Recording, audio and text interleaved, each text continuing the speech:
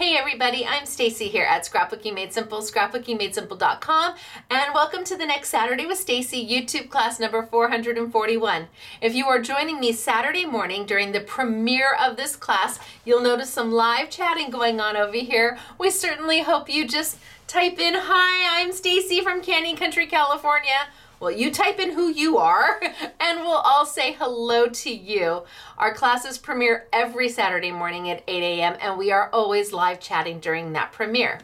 Now, what's a Saturday with Stacy YouTube class? It's full length, it's commercial free, it's technique based, and it incorporates tools you might already have in your crafty stash, along with new things from manufacturers you might not have seen. Hopefully there's a tip or trick or technique in my classes that you may not have known about or perhaps forgot. And I always make it accessible to everybody. So even if you're the newest of crafters, don't worry, you're going to be able to do this. Yes, I promise you.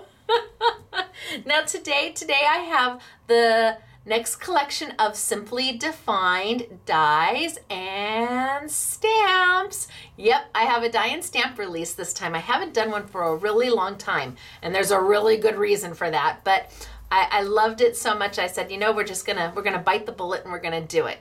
I have 4 sets for you, 4 sets of dies and stamps, and then if you're not a die cutter, I have the stamps all on their own. So you have a choice. You can buy the die and stamp combination, or you can just buy the stamps.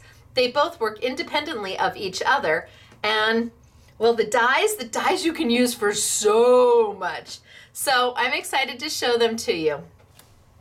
I have got an amazing deal on Tombow markers this week, an amazing deal. And I'm gonna explain to you why I have an amazing deal. And hopefully if you love Tombow dual brush markers, you're going to take advantage of this sale, because when they are gone,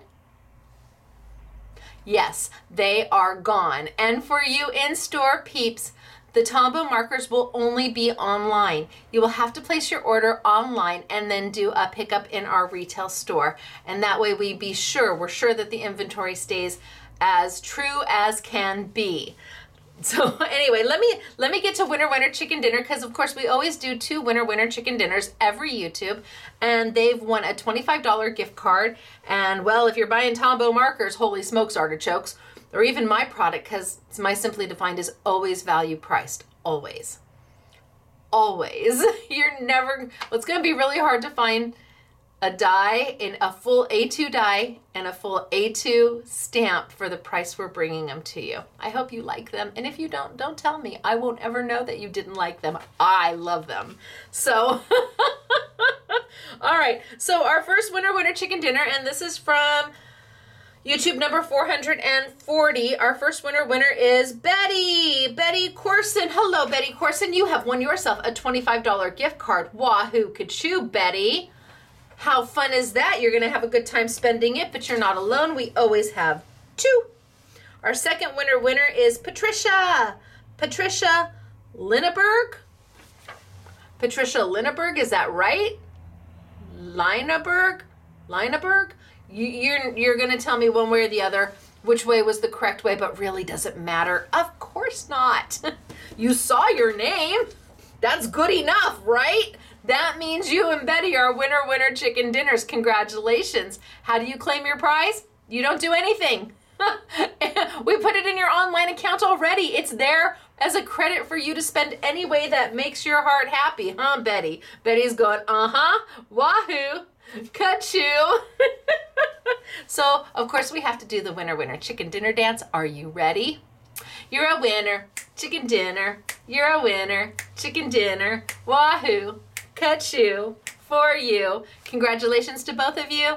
Enjoy your winnings. Have a wonderful shopping spree on me, and buy something that's going to make your heart happy. Now, what made my heart happy was last week. Oh my gosh. Last week I had said that we would donate 10% of the total sales from YouTube number 440, and you guys, you showed up. It was our biggest week like ever. With the exception of the warehouse sale. And we are going to be able to donate several thousands of dollars to help Ukraine.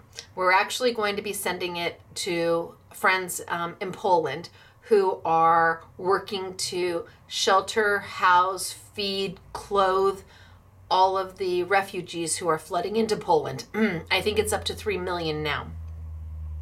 So instead of doing 10% of the profit, because really, I mean, once you take all the costs of running a business and the costs of the products and the costs of everything, the profit isn't very much. I got news.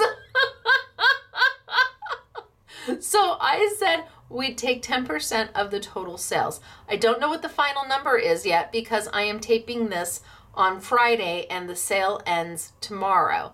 But I can tell you it is thousands of dollars that we are able to send over to help the refugees who literally have nothing. Nothing. And one of the companies, one of the manufacturers that we work with is in Poland, and the email she wrote me just tore me up. Just explaining why our order was late, and here she was saying sorry, and I'm like, oh my gosh, no, we're sorry, we can't do more. But with your help, we can do more, and we are going to do more, and that money is going to help families who need it. So thank you. Thank you very much from the bottom of my heart. You showed up for this, and we are going to make a difference to people. And what more can you ask for? If that doesn't give you just the most wahoo kachoo feeling ever, knowing that you made a difference in somebody else's life, it just warms me all over. I wish I could do it every day. There's nothing better than giving back. Receiving is nice. Giving is so much better. So anyway, I've got that for you. I'm going to go ahead. I'm going to show you some samples. I'm going to tilt down. I'm going to show you some samples, and then I'm going to come back up and I'm going to talk to you about the Tombow. But I want you to kind of see what we're going to be working with. Okay? So this is a tale of three. This is 3 cards done, 3 of the same done differently. One of these things ain't like the other, but actually they do all belong. So I'm going to tilt down, I'm going to show you some samples, and then I'm going to come back and explain to you about the Tombow. Are you ready? Down we go. Okie dokie, down we go. And let me zoom on in a little bit. And I think that's pretty good. Okay, so here's the first card I want to show you. Now, this part is one of the dies. There are 4 die and stamp combinations, and you're going to be able to utilize all 4 dies with any of the stamps. You're going to be able to mix and match. But when we open it, there is the stamped image. So kind of like shutters, and when you open it, there's the stamped image. Now remember that stamped image because here it is, but then also here's that same stamped image colored in, only without using the dies to create shutters, right? Beautiful, right? That's just the stamped image colored in. But wait, remember that stamped image because here's a totally different set of an upside down, a totally different, gosh, I hope those weren't upside down, a totally different set of, of shutters. And when you open it up, there's the die and stamp image. So there's one set. There's actually 4 different sets of shutters. Actually, one's a door, so there we open it up. Or we have it just stamped and colored. Or we go all the way back to the beginning. When we only stamped it, we didn't even color the inside, but we used the shutters. How easy is that? Okay, so that's what we're going to play with today. Let me put these back in the right piles so that I can show them to you again later. And of course they're value priced. And remember, I said that we are going to have, the stamps are going to be all by themselves if you want just the stamps, or you have the stamp and the die set. And the reason for that is that I have to buy so many stamps. I can't buy the same amount of dies as I do the stamps. So I'm not going to just throw them away. That would be horrible. So we're going to do the stamps on their own and then the die and stamp combinations. Now, let me talk to you a little bit about Tombow.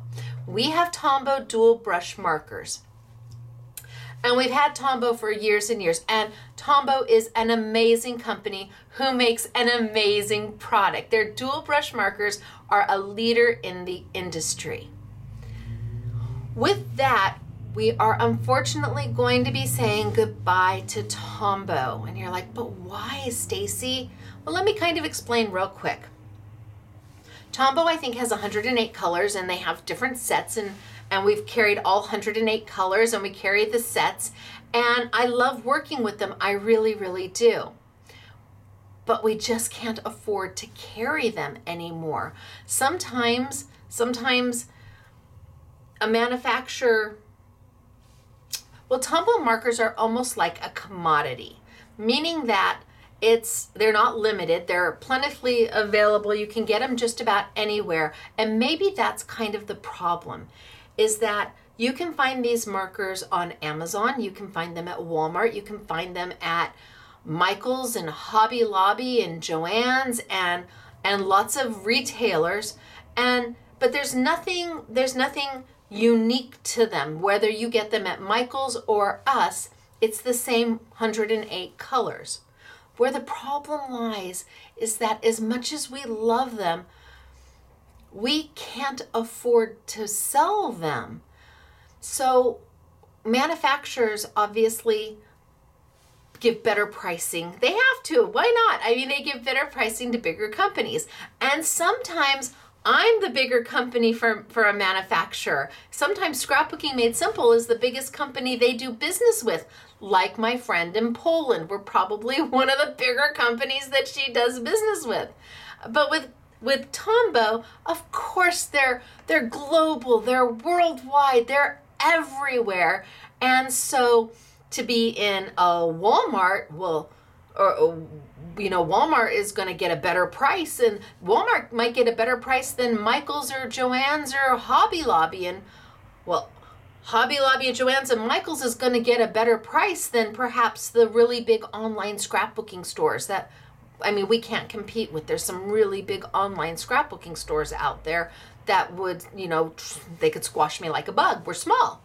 So those online scrapbooking stores probably get a better price than us independent retailers. So independent retailers, and then bigger online stores, and then mass, and then like Walmart. And I bet Amazon gets the best price at all. But regardless, it's impossible for us to be able to offer them to you at the price that you can find them on an everyday value someplace else. And since they're the same markers, I really had to think, is that where we spend our money? Because I only have so much money to spend to buy and bring you new products. Or do we take that money and find something that's unique and find something that you can't get anywhere else, or find something that is new to the market that is exciting and revolutionary? And my answer was yes, that's what we're going to have to do. Tombow has to support they support everybody, absolutely. But there's definitely a pecking order with every manufacturer. And sometimes I'm at the top of the pecking list, and sometimes I'm at the bottom. And that's just the way it is.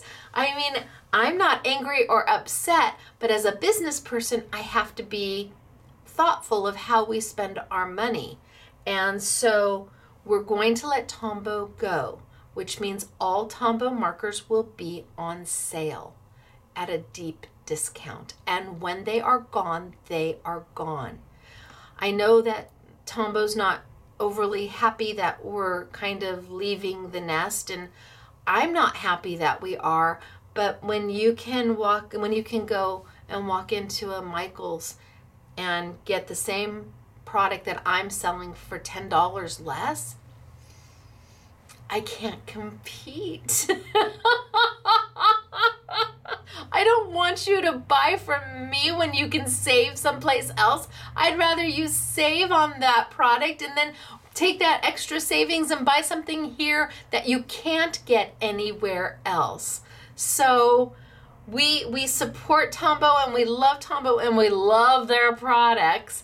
And if there's ever a time we become big enough, my company becomes big enough to play in their big boy sandbox. Right now we're in the little kid sandbox.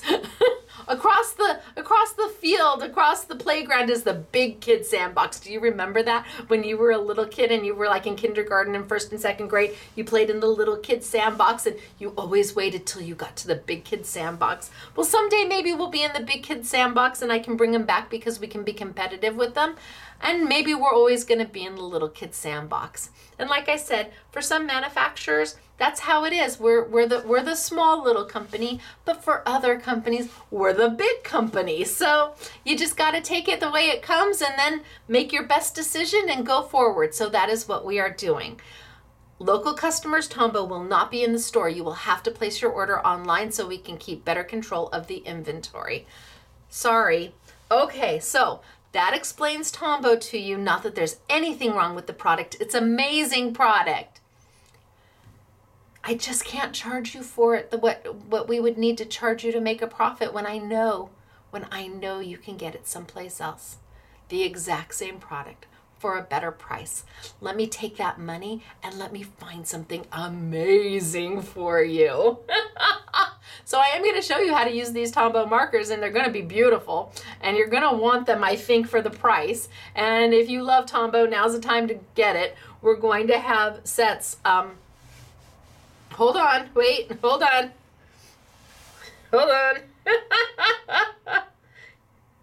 Sorry, instant message, hold on.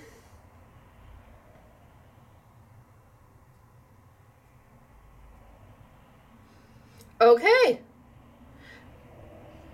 Okay, so we're going to have, that was an update. So we're going to have the Tombow sets for you with a value added bonus. Wahoo Kachoo. And you're going to see the value add. I'm going to use it. So now I'm going to tilt on down. We're going to get started for today.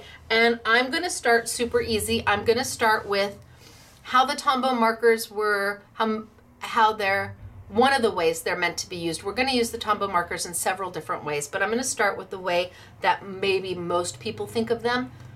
I think that's what we'll do. Okay, I'm going to tilt on down. We're going to get started for today. Bye, everybody. I've been waiting for that email, and I told them I have to start taping. I have to start taping. You have to give me the answer. Okay, so I have 4 new die and stamp combinations. The stamps are a full A2 size. They are a full A2 size, as is the die. And this die is going to shutter open.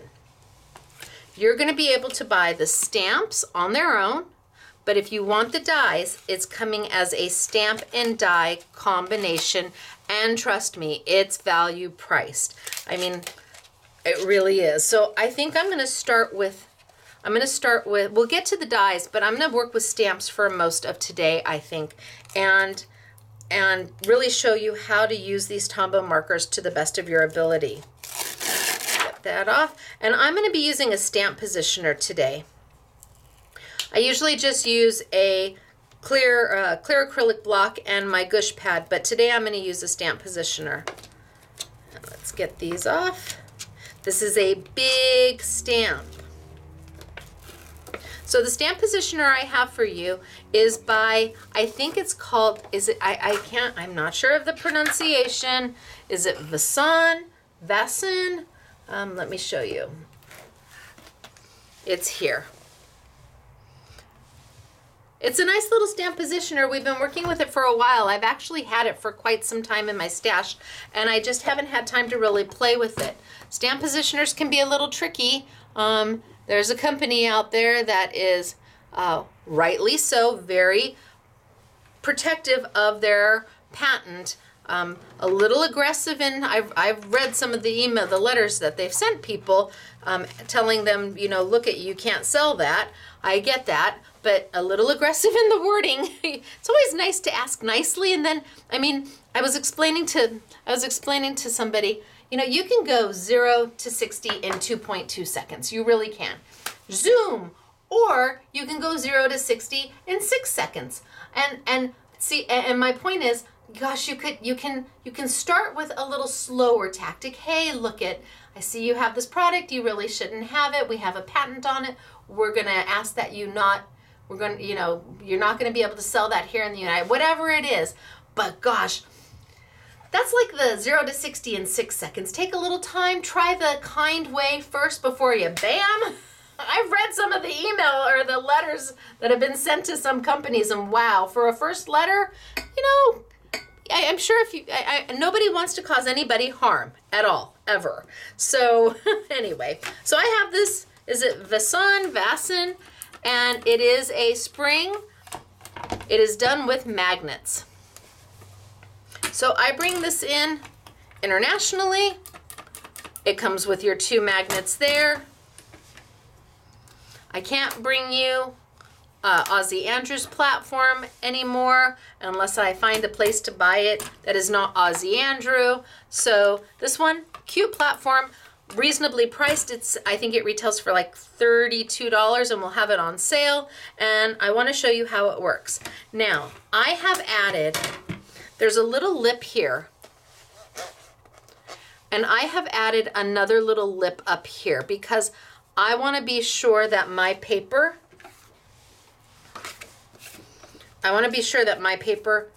stops. Do I have a piece of, there we go. Oh, I'm running on the wrong side. There we go. I want to be sure my paper stops. I don't want it to accidentally like go higher, because I want to make sure it's positioned in the right place every time, especially with the stamps I'm using today. So I just took washi tape and I just built up like 4 layers of washi tape. If I need to pull it off because I want to be able to move my paper higher, I can absolutely pull it off and then put it back down. I just wanted to make a little piece, a little like block right there, so I am sure, a little jig, so I am sure that my paper goes back every single time. And this just lines up by magnets. And there you go. So the girls have been using it for quite some time. Honorary SMS girl Patty loved it. It was hard to like pry it out of her hands.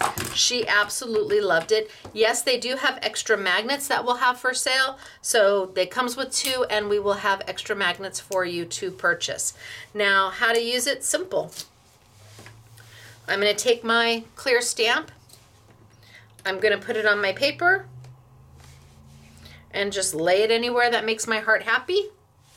There it is. I'm going to close this up, and I'm going to press down.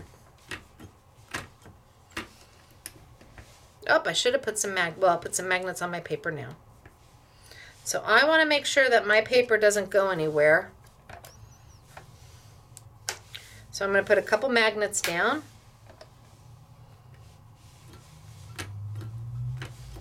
And that's going to keep my paper from moving. I've created my own little jig. I've got my paper where it needs to be. I've got magnets down. And now I can ink up. Now I can ink up my stamp. So I'm going to use Hero Hues. I'm going to use India ink. And I'm just going to ink up my stamp. And the beautiful thing about a stamp positioner is it allows you to go back over the image if you've missed a spot or you want to darken it up.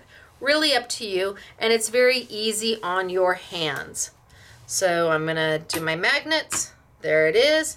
Make sure that my paper is in my little jig. It is. And then I'm going to just give a press.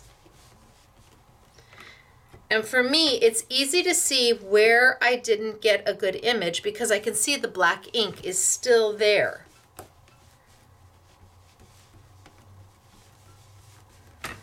So let's see what I got. Oh, that looks good. That looks really good.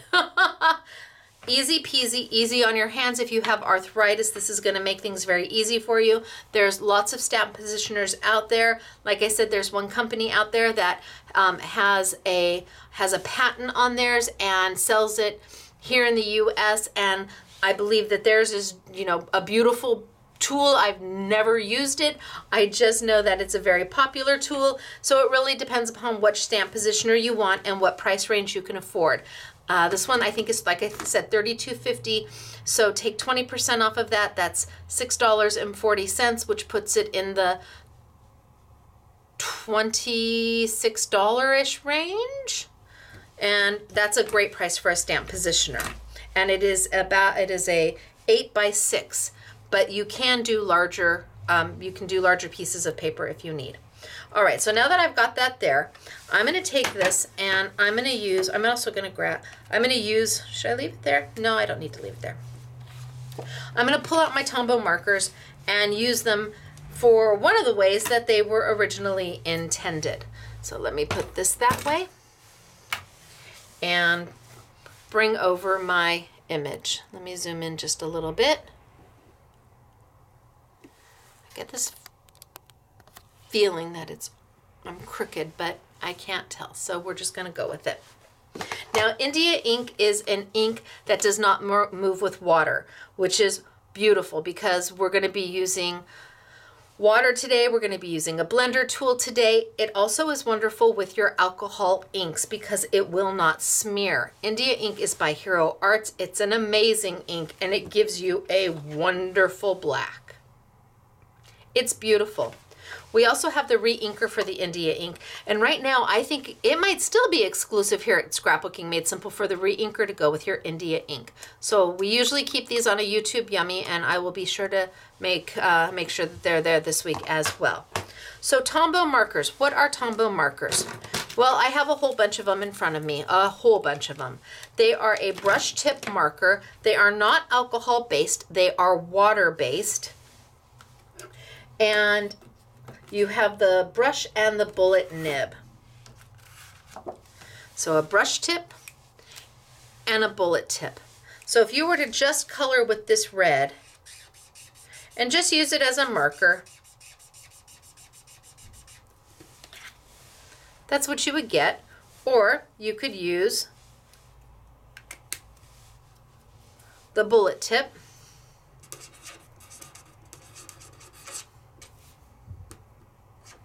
and write with it. So it does have two sides. I want to say they're probably one of the best-selling markers ever. ever. And like I said, they are very much a commodity. You can shop these out to find the lowest possible price. And unfortunately, Scrapbooking Made Simple would not be that place. Well, they're that place right now because because they're going to be on a deep, deep discount. But once they're gone, they're gone.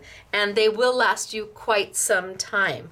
So can you go in and color with a Tombow marker? Absolutely. Let me bring that stamp back. And let me put this paper in. And let me ink up my stamp.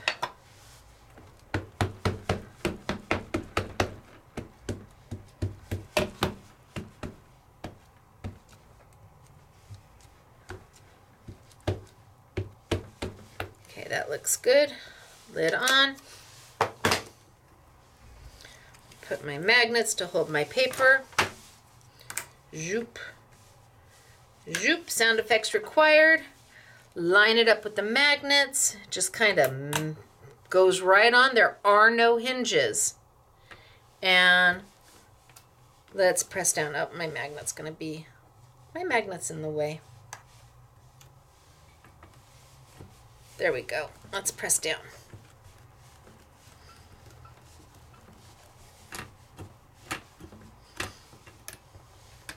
Okay, good enough. I just want to show you. Did I mention that we'll have extra magnets if you want? Okay, so same image, right? I could just take my Tombow markers and go in there and color. just like a marker. Nothing unique or special about it. You could do this with any marker.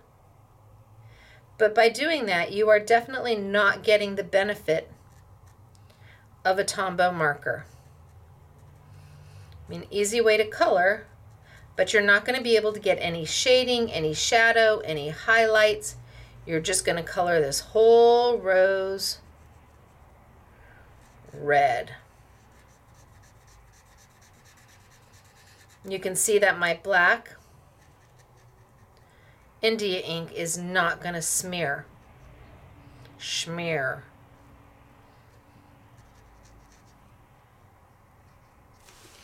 So there my whole roses red. And if you like that, that's one way of using them, absolutely. But I want to try a different way. I'm going to bring in this one, and I'm going to bring over what they call their, now it's a stretch, let me tell you. It is their painting palette.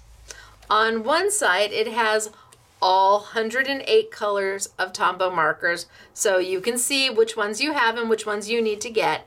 And on the back side, you can use it as a paint palette. They charge $3 for this. I want to say $3.08. It is a glorified piece of paper, a colored printed piece of paper that has been laminated. So there's not much to it. We're going to give you this for free.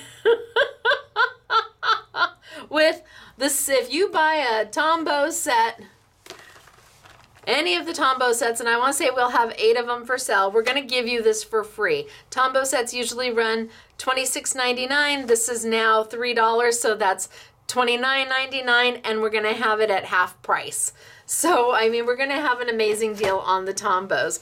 But this is what they call their palette, their blending palette. And again, it's just a glorified piece of paper that has been laminated. However, it is useful. I will not lie. So, Tombow also has what's called a blender pen. Right here. This is called a blender pen, and it's dual tip as well. But blender is kind of a misnomer for it. Let me bring this one over.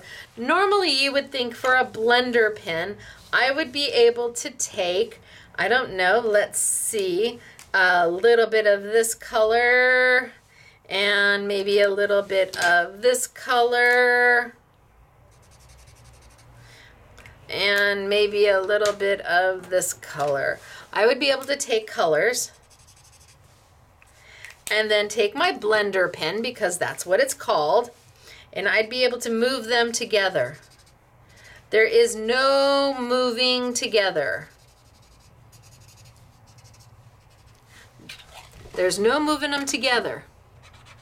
They don't, it doesn't blend them together.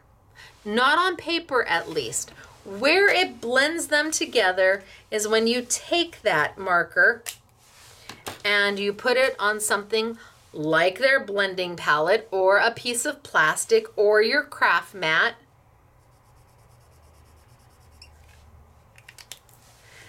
And then you go and you pick up some of this color.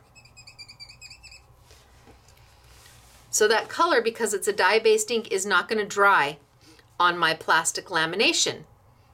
Dye-based inks won't dry on plastic lamination. If I had a StazOn or a permanent ink or a Sharpie, I could write on plastic, but this is going to stay wet. And this blender pen lets me take my red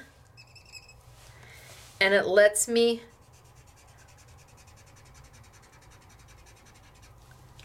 well, look at that. Now I can get a highlight, a mid-tone, and a shadow.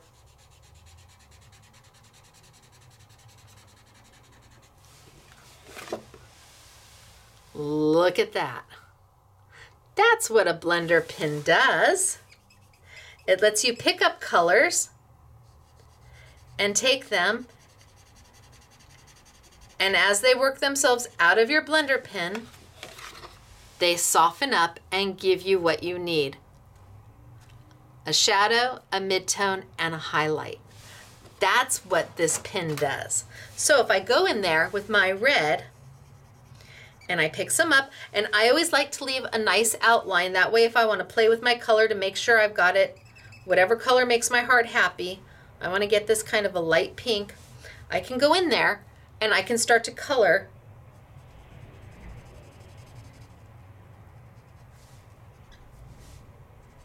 my rose. It takes one color of a marker and actually makes it several markers because you're able to change the saturation of the pen using the blender. So I'm going to keep this rose really kind of pink. And I'm just going back and forth, picking up a little color and then laying it down. And I'm not going into the dark color. There's a dark color of red right up here. Let me see. Dark color of red right up here. I'm staying down here where there's almost no color, and I'm just drawing a little bit of red in every time to keep it a soft pink.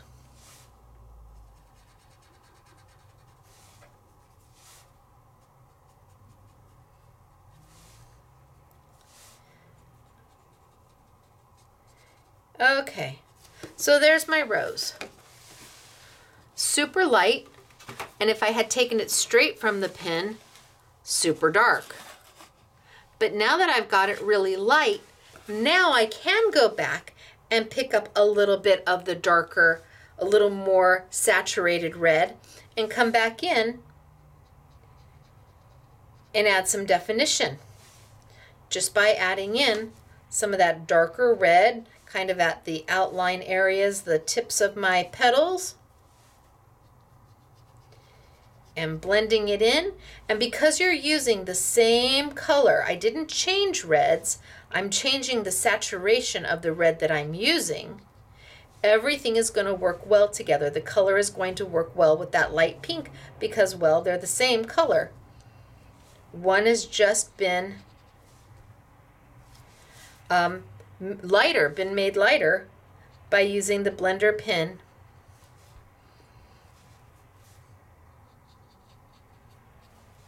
So I can just go in and I can add some darker color where I want it to add some shading and some shadow.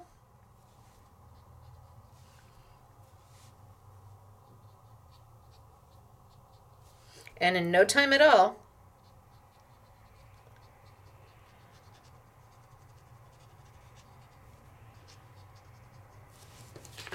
your rose is starting to take life.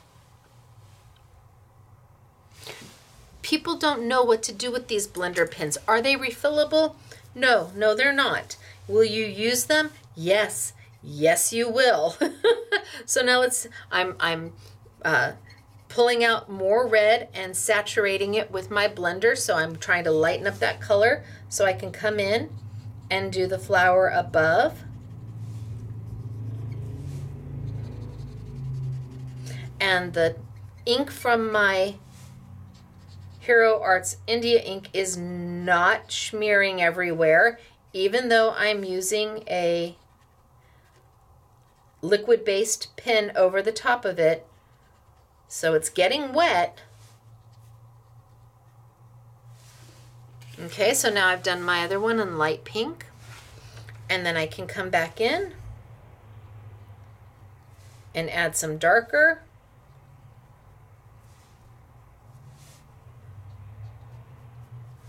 Just to give it a little definition.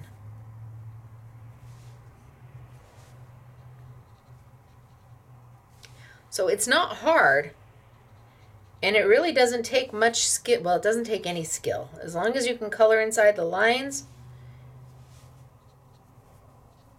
And even if you were to color outside the lines, it's still going to be beautiful.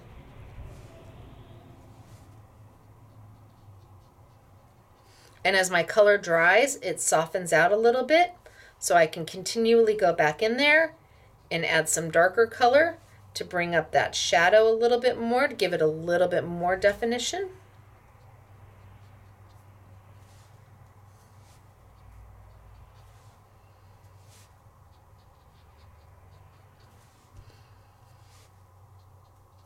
And I can make the rose look beautiful. Oops. There we go. So I can have this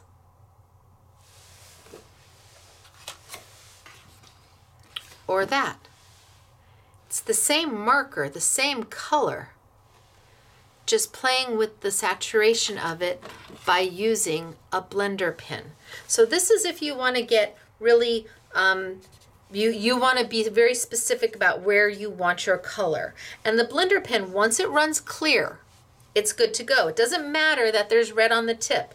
Let's do some of the bottle. Let's grab a gray. Oh no, let's do a blue. Which blue? I don't know which blue. Let's try this blue. Maybe this blue is too dark, but we'll. So a little bit here. And I'm gonna do part of the bottle. So I'm gonna grab that blue and I'm gonna pull it out and get it really light. Yep, that's what I want. I want a really light blue because I'm going to come in here and I'm going to do the bottle. And I want it to look like water.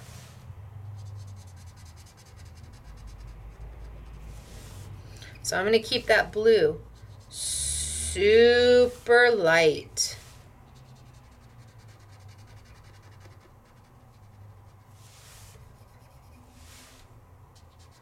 And I'm just going to color everywhere that water would be. And I'm not, I'm not being overly careful. I'm just getting it in there.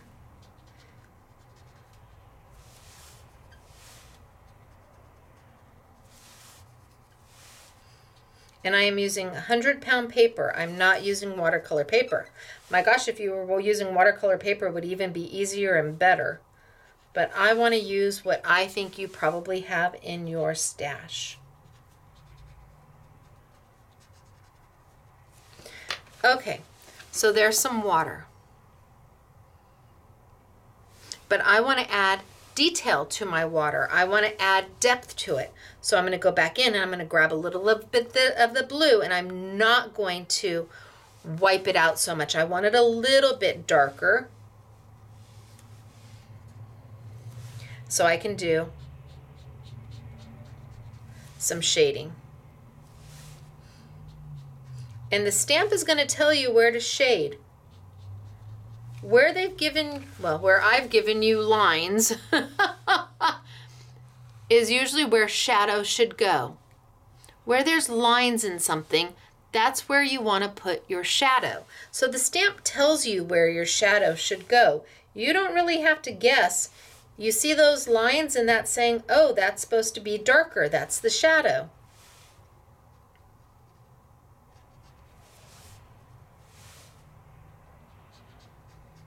And because I'm using the same color for the whole image, everything's going to blend together beautifully.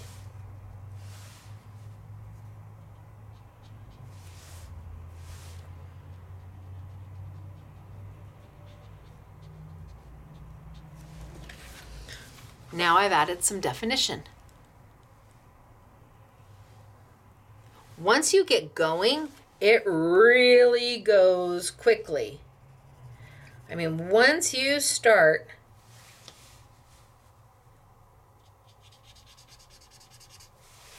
it does not take long.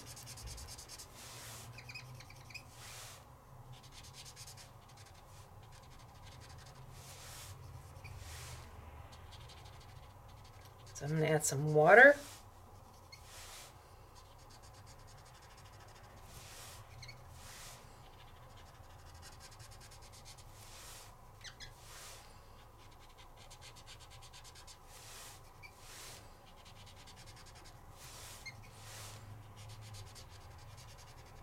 I've got a light pale blue going on here. And now I'm just going to come back with some darker and add some shading. So remember, it always takes longer when somebody's teaching because they want to show you the steps. But when you get right down to it, it goes pretty darn fast when you're sitting at home coloring in front of the TV or while you're listening to a good book.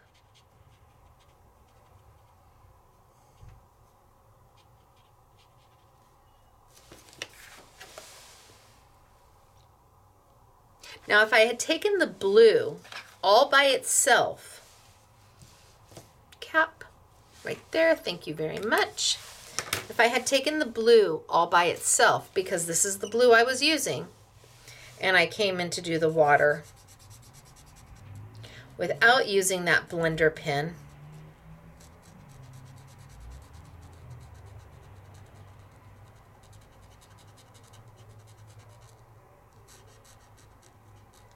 this is what I would be getting.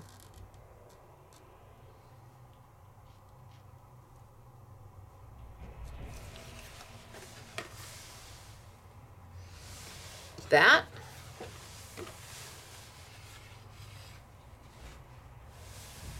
Or that. Which do you prefer? To me, that looks a little more realistic, and you've got highlight and mid-tone and shadow, and this you've just got blue. Blue and red versus a little more lifelike and realistic. So that's how these pins were intended to work, and I could have taken and done them straight onto my craft mat. I know people will say sometimes it's hard to see what color you've got down, so that's why the little palette is kind of nice. I don't know, $3 is, but we're gonna give it to you for free. And how do you clean this? You can wipe it down. Oh, Crew's here, I can hear him. And then if there's still some left over, you can take a little bit of alcohol and put that on, and that's gonna clean up all the color and get rid of that for you.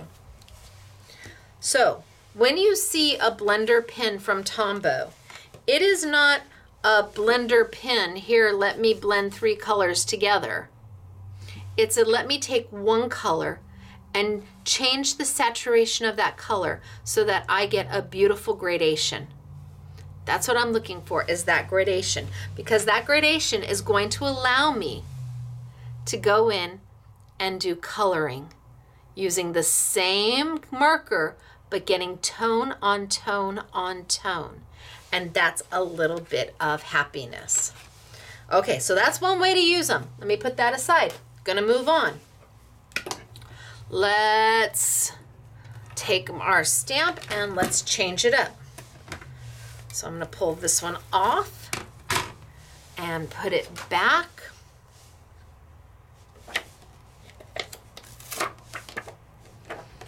And let's pull another stamp set.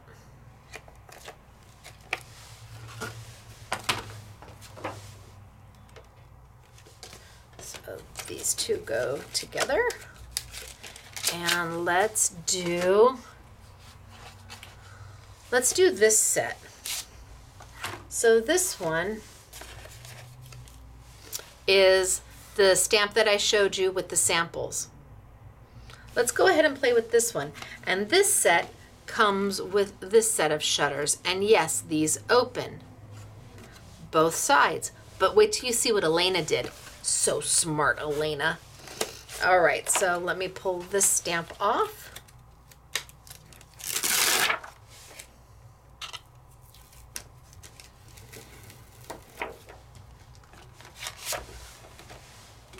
And I'm gonna get a piece of paper,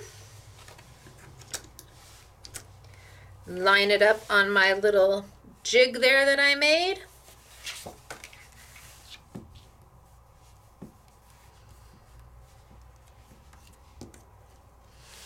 Put my little magnets on it so my paper stays in place. I'm gonna lay my stamp onto my paper. And I know that I'm gonna trim it out later, so I'm using a bigger piece of paper so I have my own little palette over here to play with color. And then line my magnets up. Press, and that's gonna put your stamp in position. Then I'm just gonna take that right off. ink it up. And we're going to use the Tombow markers in a different way.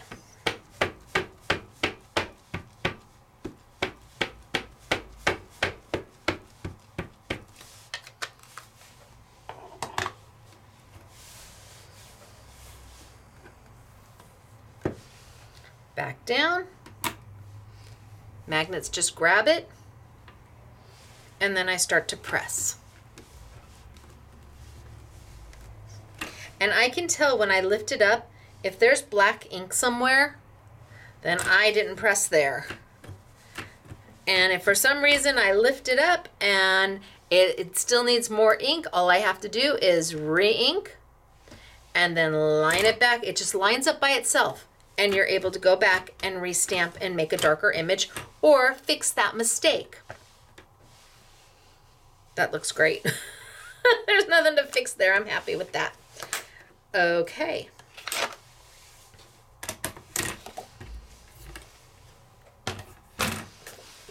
There you go. There's my image. This time, instead of using my blender pen, I'm just going to use straight water. I'm going to go straight water. I'm going to grab a paintbrush. And I'm going to use, how about some yellow? So I'm going to put some yellow here. I'm going to add some water to that. Not alcohol, water. And then I can do the same thing. I can get my yellow very saturated, very dark, and I can take it all the way out to a very light yellow. So this is going to let me go in there and paint as opposed to use my marker. And I mean, I can just get in there and start painting. And I'm going to start with soft yellow. And I'm not going to take much time or thought process about this. I'm just going to go. Am I staying inside the lines? Sorta. Kinda. Is my black ink moving? Nope. This is, I want to get it done. And I want to have that watercolory look to it.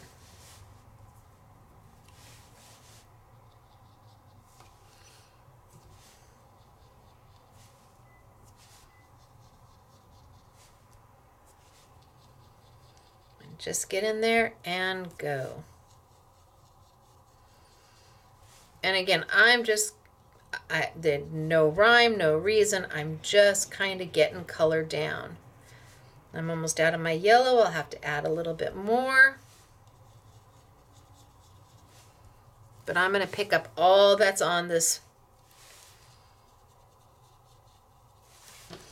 Okay, so add a little bit more. A little bit of water. And you can see how it beads up. I am not using alcohol, and these are not alcohol markers.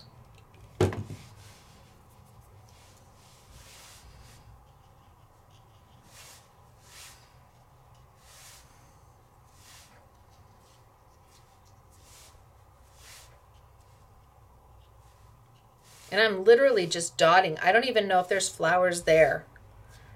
I'm just going in and dotting. And if I want to make my colors more intense, I can either add more yellow or I can introduce a different color. Say I add a little bit of orange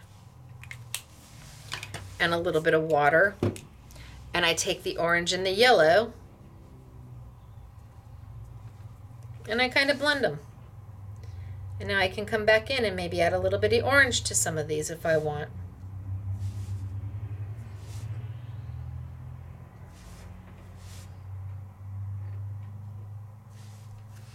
Maybe even a little bit more orange.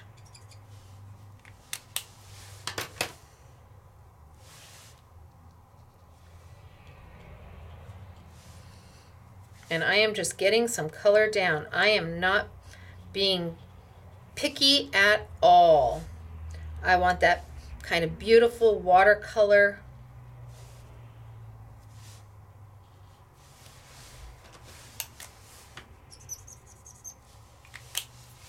And I can just keep adding as I need more color.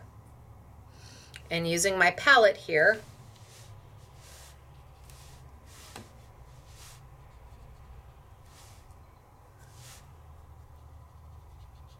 so I started with a yellow base and I'm adding a little bit of orange, maybe not to all of them.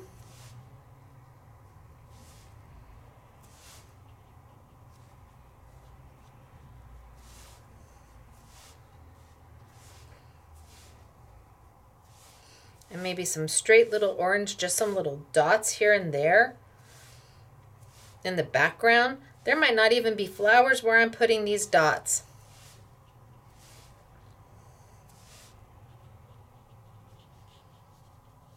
Scribble, scribble, scribble. No rhyme, no reason. So really, I gave no rhyme and no reason. I just did it. I've got like little dots going on back there. Don't even know if there's flowers back there. Doesn't matter.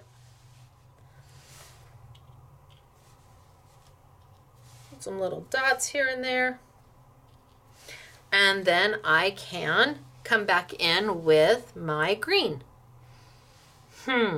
Which green? Is this the green I like? I do like that green. So some green down. I didn't even clean my brush. Some water. Kind of blend, blend, blend. And then again, I am not going to worry about going in and getting each little brush. I'm just gonna, anywhere there's white, I'm gonna put some green. I'm not gonna go in there and paint each little stalk of, or stem, or blade of grass. Anywhere I see white, I'm going to add some green.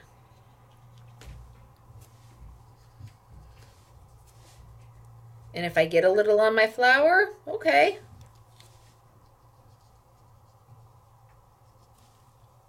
If some of my flowers have a little bit of white left on them, okay.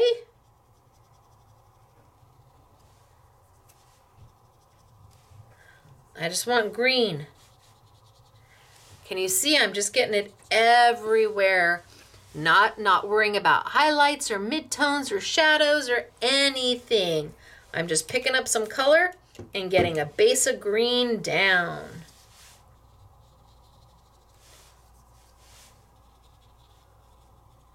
If I need a little more green,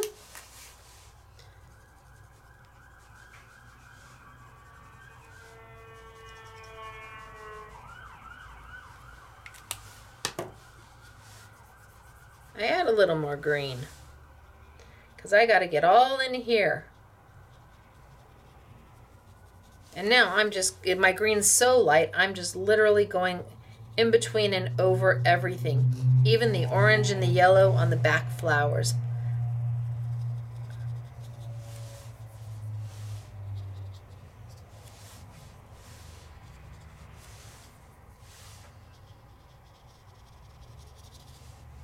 Okay, and when it looks like I've got most of my white, now I can come back and decide how much green I want to add as my darker colors. So let's see, do I want to continue with the same green?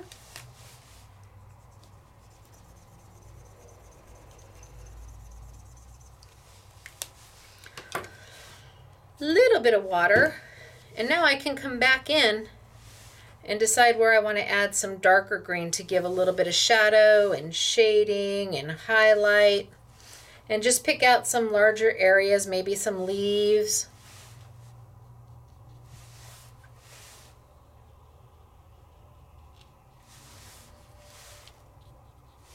Where I can come back in and just add a little bit of detail.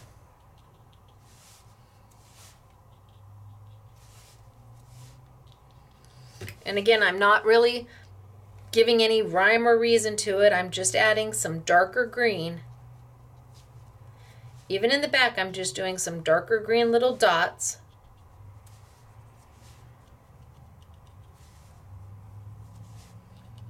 So less water gives you more intense color.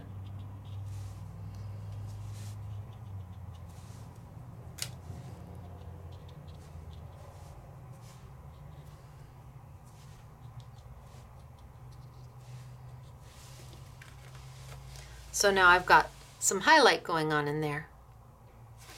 And if I wanted to, I could add even more green and not add any water and just pick up the green straight from there. And that's even going to give me a darker green.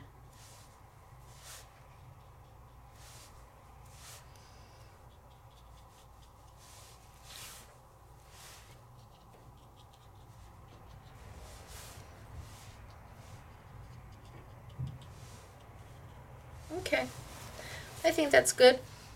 And maybe I want to come in with a little bit more yellow.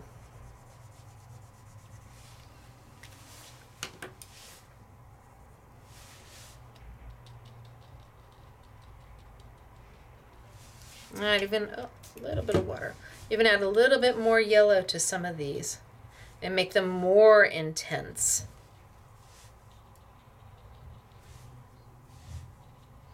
It's really up to you what you want to do. This is your picture, your painting, but it doesn't have to be difficult. And it doesn't have to be time consuming. When you look at landscapes and things like this, stamps like this, it can be a little daunting thinking, oh my gosh, I have to go in there and paint every single little thing perfectly. Oh no, you just have to kind of get it close. Close is good.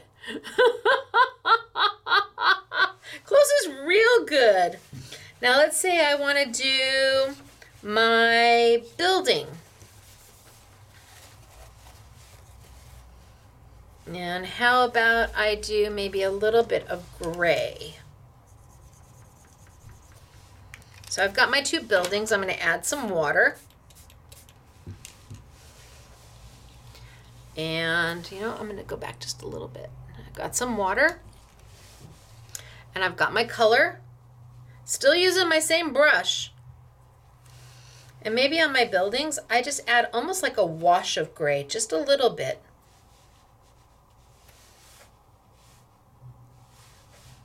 Just maybe a little wash of gray. Not too much. Just a little bit of a wash.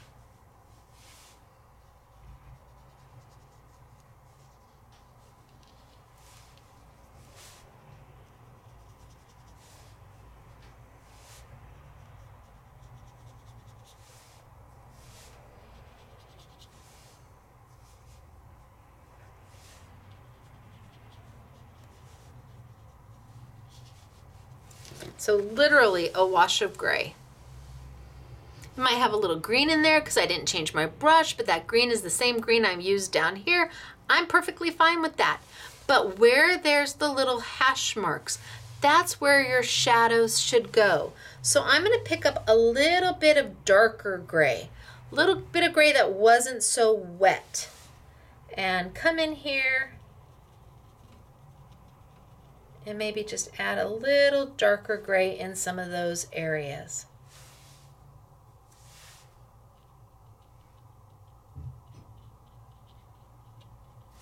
Just so my building has a little bit of dimension to it.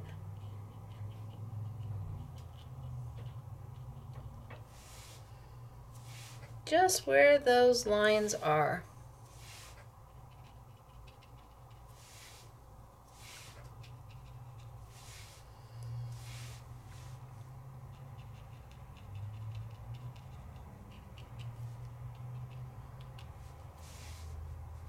Now my building has got some dimension to it, and some depth, and some perspective.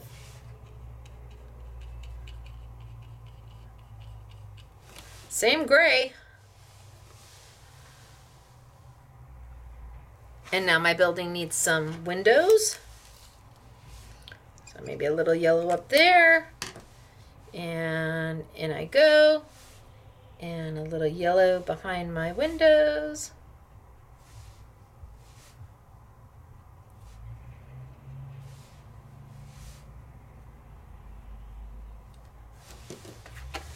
There we are here. And maybe we go with, I don't know, I think I can get a tan out of that brown. Wipe off my wetness. Put some brown down. Let's get it wet with water. And let's see if I can get kind of a, maybe even a little bit of yellow mixed in with this. What do you think? Am I crazy? It's only paper. It really is only paper. So far I've used one sheet of white paper. So it's my time.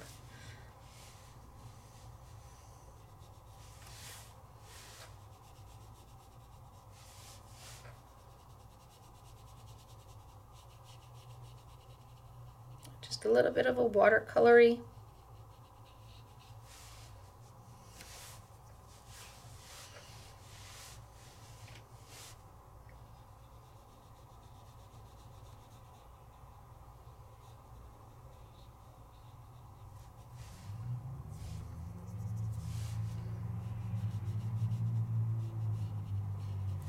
Watercolory look. Maybe down on my eaves I go a little darker.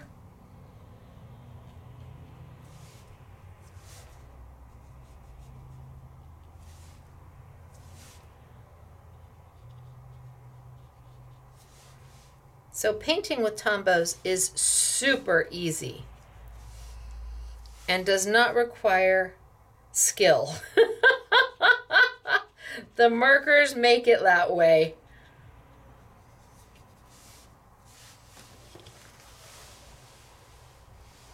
You can do this. Really, you can.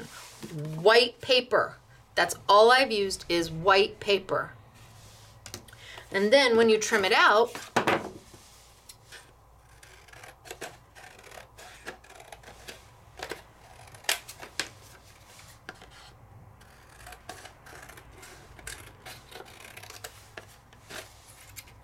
well, you look like a rock star. So start to finish.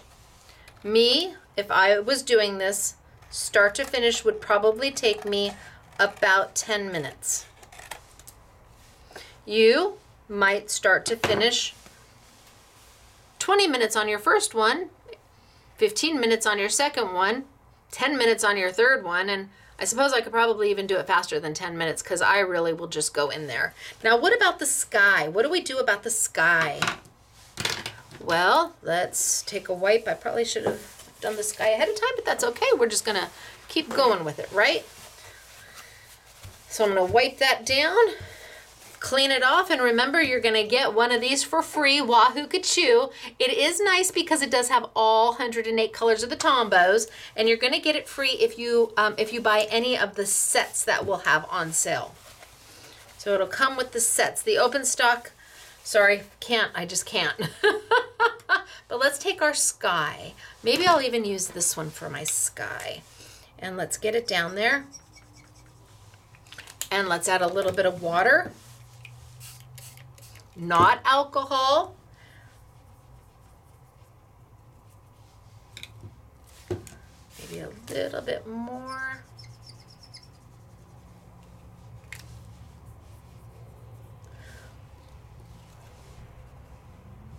That was kind of a gray sky because I didn't clean my brush.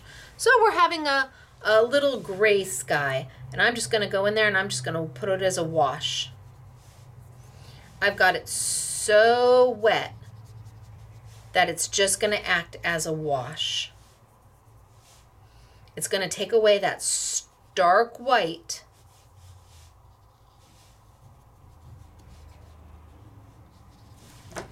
and just be a little bit of a wash.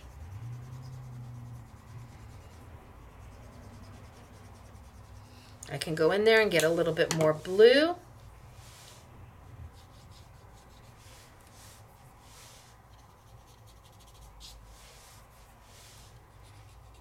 across the top. Do I even want a little bit more blue?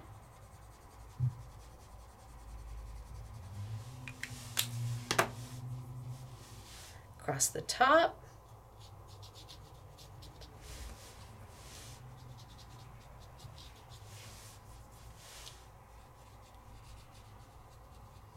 And I've got kind of a cloudy sky going on.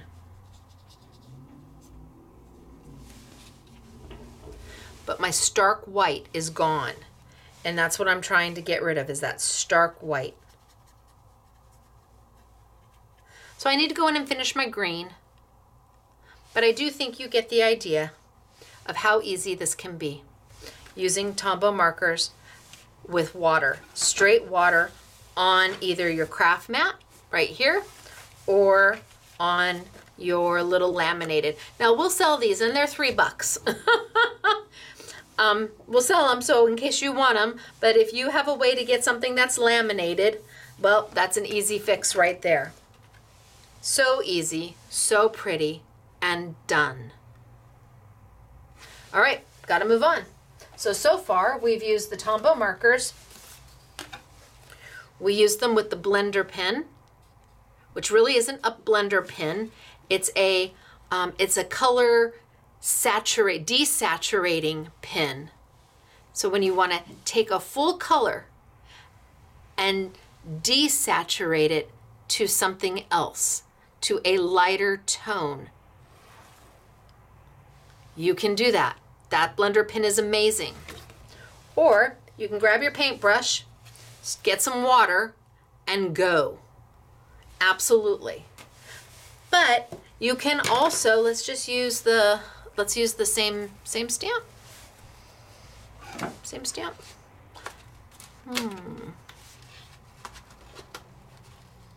Well, we'll change it up. So let me pull this one off and put it back. And again, the stamps are a full A2 card size. So that's going to that can be a card front all by itself.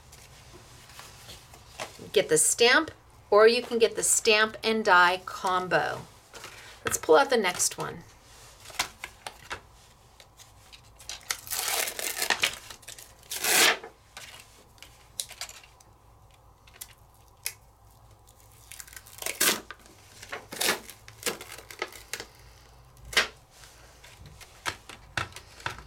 And this one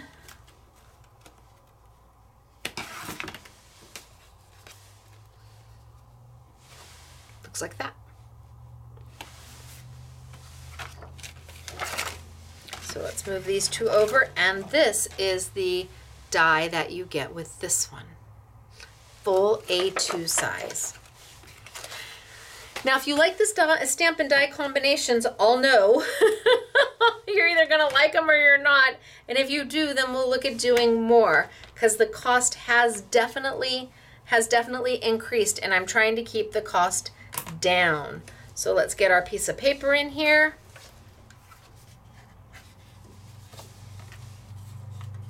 I've got my little jig, and that way in my corner, I know my corner just lines up perfectly. I know that, see, it won't go past that little washi tape border that I built. And like I said, I put about 4 pieces of washi tape on top of each other. I can take that washi tape off anytime I want if I need to move my surface around.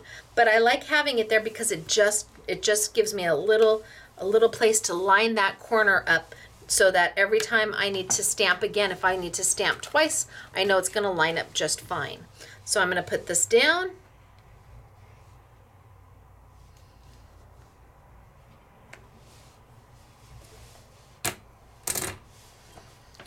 That's going to pull it up. There is no hinges on this. No hinges. It's all done with magnets. Take it off. This time I'm going to do it with Versamark. I'm going to ink it up with a Versamark. Versamark is an embossing medium. So it is a an ink that stays wet long enough for you to put embossing powder down, and then heat it with a heat tool so that embossing powder turns to a solid.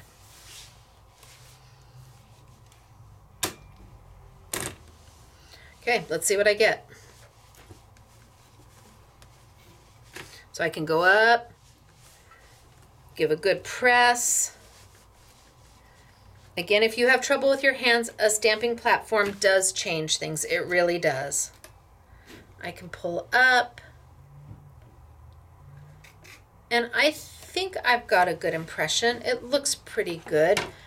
All you're going to be able to see is a light image.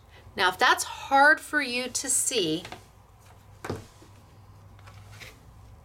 we'll see if that stays wet long enough after I do another one.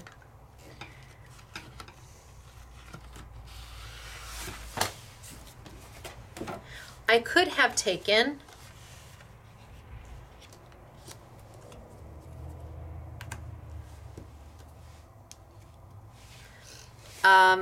let's say my India ink black, just gently, not going to hurt it, but just a little bit.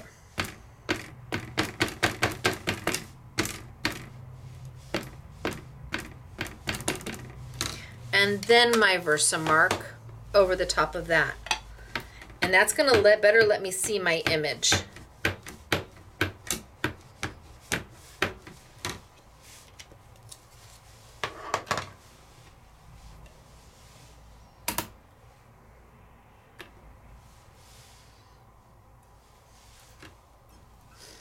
And give a good press.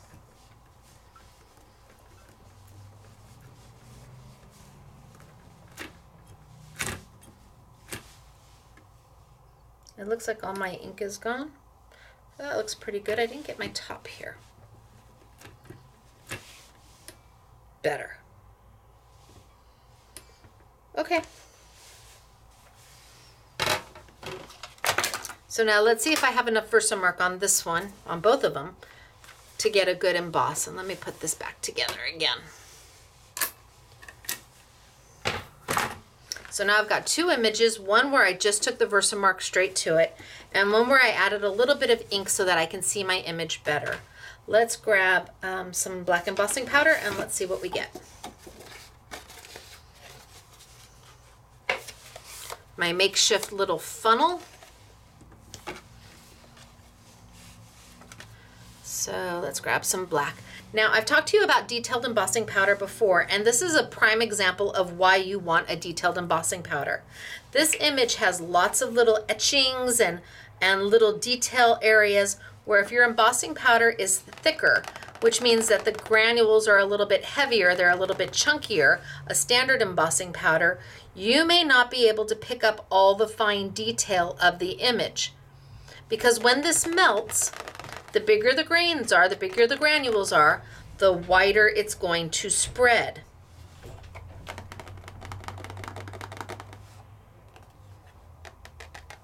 So I'm just moving it all around, and when I think I've got it,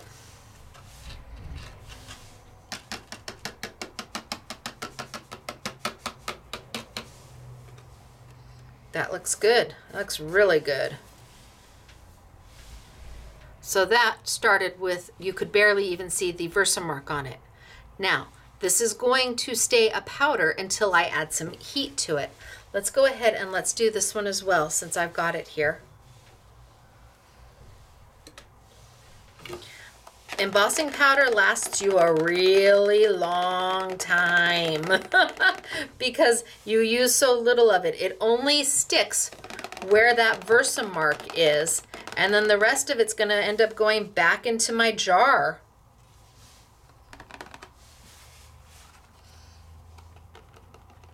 And I just kind of tap, tap, tap.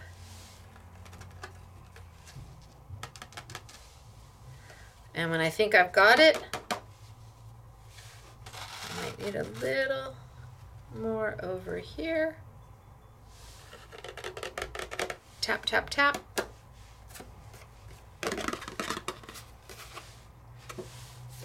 and done.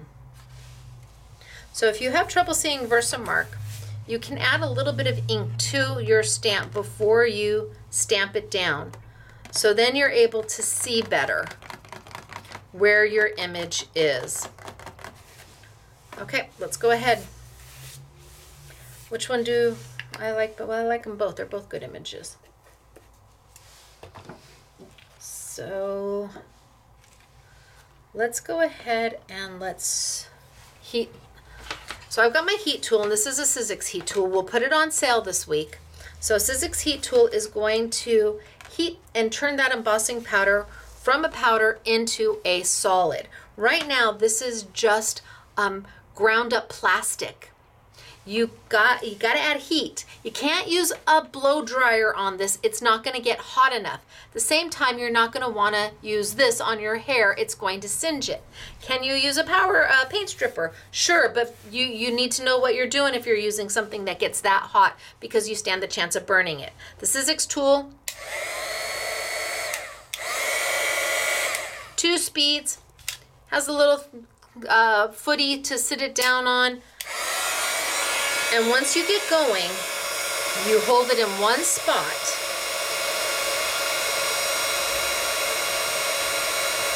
And as you see the powder turn to a solid, you start to move it.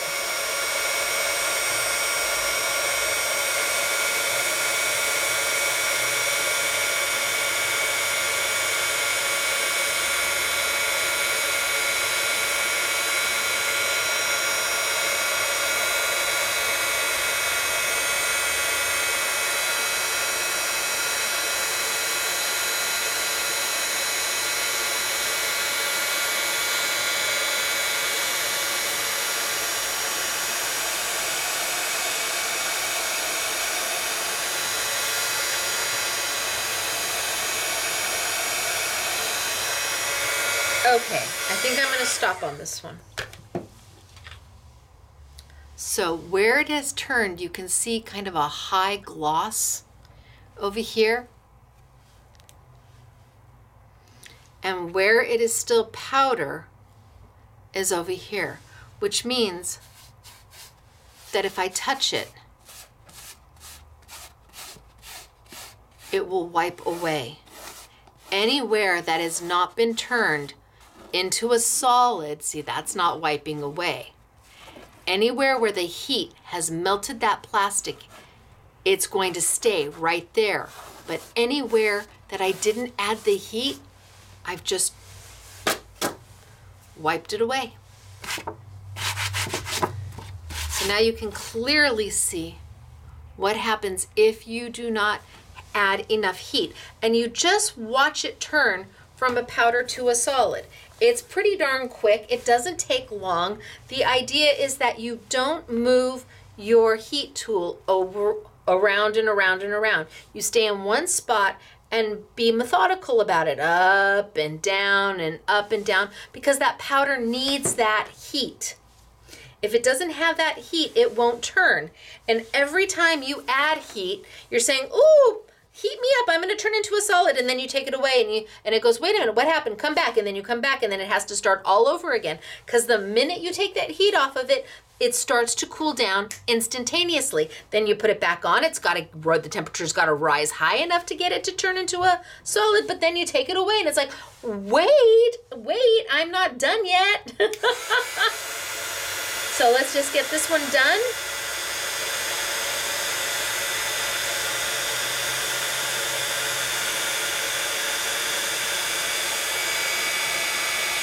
And you see how low I can get?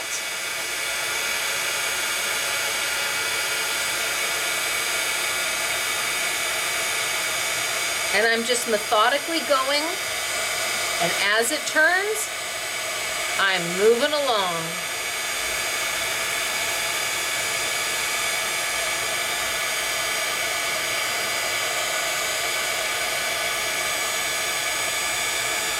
I can physically see the color change.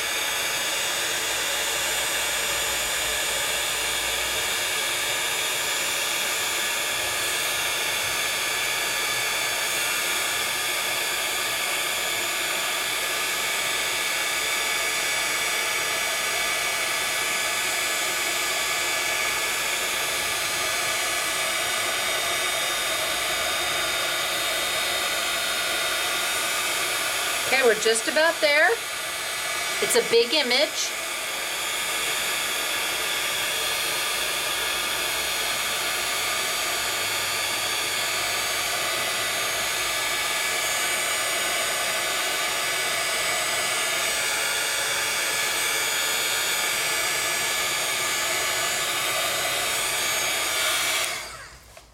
Okay. I think that looks pretty good. Now it has clung to all the little bits and details and doodads because I used a detailed embossing powder. And I can go back and forth and see if there's any spots I miss. I'm looking for any dark areas, and hopefully, well, feels good. I didn't miss any spots, and it's already dry. The minute your paper's dry, it's dry. So now what can we do with this? Well, this is super easy because it's embossing powder. Now you've got this raised image up. You can feel it, unlike a stamped image. You can't, it's just flat. Here, you've got texture. You know, really nice engraved wedding invitations, how they've got the beautiful embossing done on them. Well, that's what you've just done here. And because that embossing is a plastic, it's going to act as a resist to the Tombow markers. So let's pull out my palette again. And this time let's do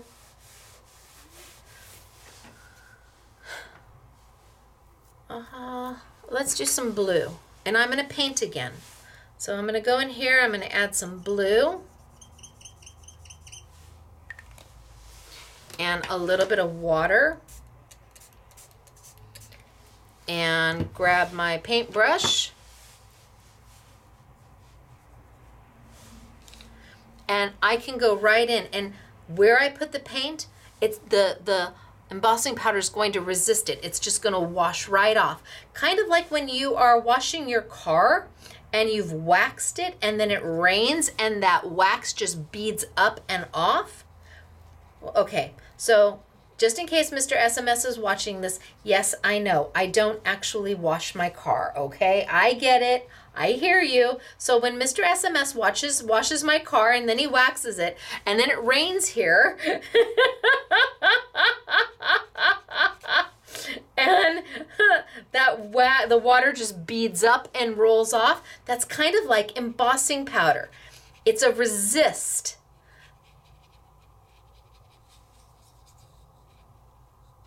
So I've got my blue curio going, and it was funny when I was designing this. The manufacturers had a hard time understanding what a curio was. That's a curio.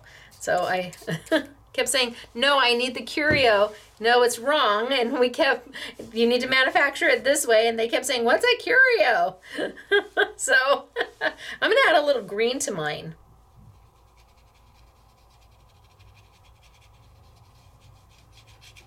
And look at the way the green just seeps right into that blue. I'm going to make it a little vintage, a little shabby chic maybe.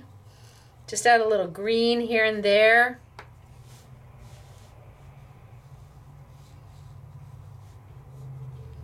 Maybe just a little shabby chicness to it.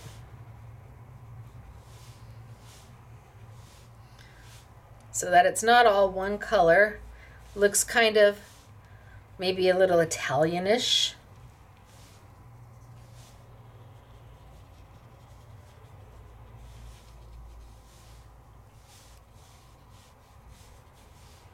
Okay, how quick and easy was that? Hello. Now let's do the big workbench. Let's go ahead and put this there, and I'll do that in my brown. So let's come in and grab a little bit of brown, and a little bit of water, and mix, and paint. And this is fast and easy And if I go outside the lines, it's okay because it's going to get cut anyway.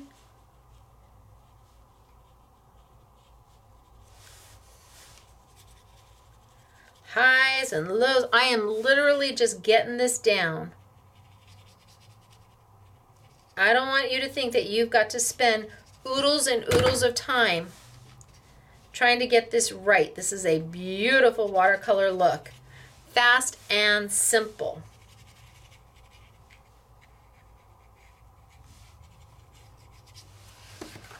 Done. Now if I want to add a little more brown to it to add some more dimension, I can go brown, brown, brown. Not add as much water, and then I can come back in and maybe throw some lines down someplace. In fact, I wanted even less water.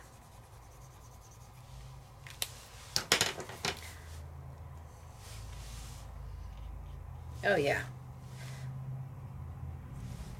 So I'm just going to put some lines, some dark lines down.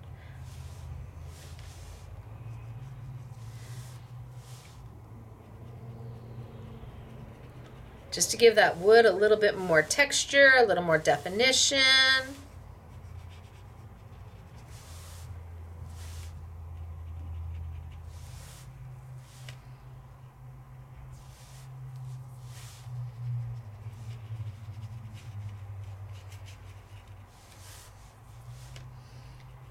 And bam. Scribble, scribble, scribble.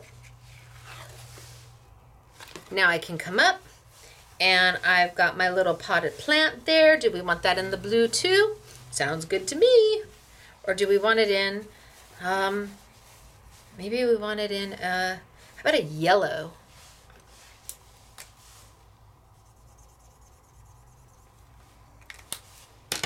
Little bit of water because I want it kind of bright. Little bit, little bit. Oh, that's good and bright. That makes my heart happy. Little bit of yellow. I mean, look at how fast this is going. So this is as fast as you can go if you're doing it on a stamped image too. Now, how about some purple?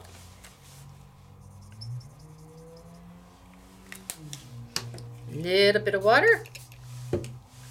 And I'm going to go in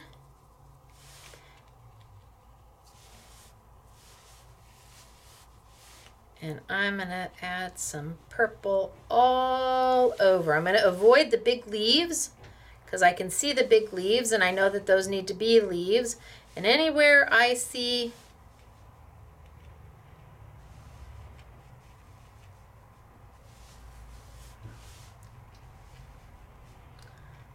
and then what if I came in with some blue?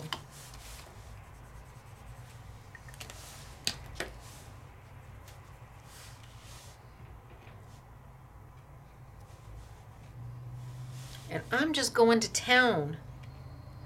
This is not rhyme or reason. I'm just going to town. Be free. Do not worry. Finish it. You may think you have made a hot mess. Finish.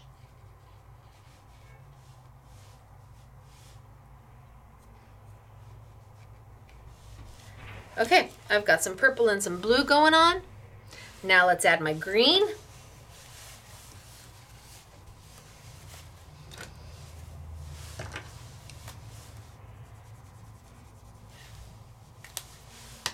Little bit of water.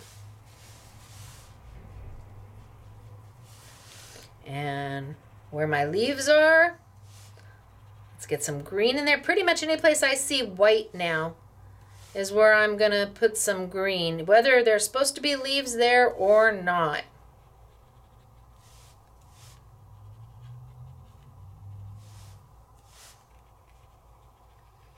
Anywhere I see white, I'm going to add some green.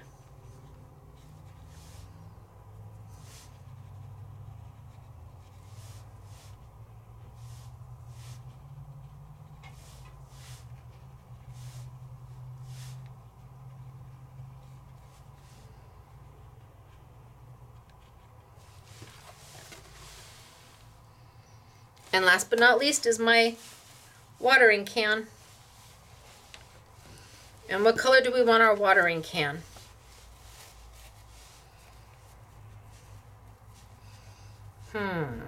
What color do we want our watering can? Maybe we want it kind of a red. All right, let's do it. It's only thing I've wasted right now is a little bit of my time and some white paper. Little bit of water. Little bit.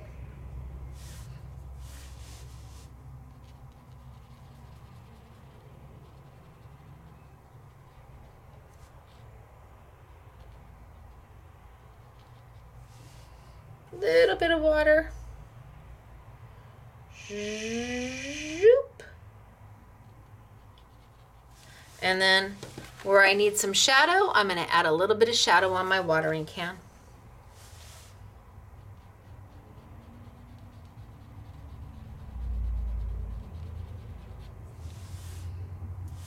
And so I added a little bit of darker red over here. And I'm even going to add a little bit more darker red over there.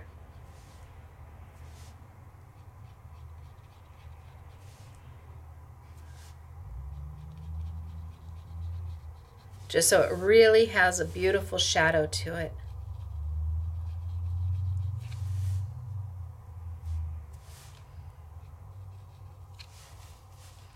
And then blend, blend, blend.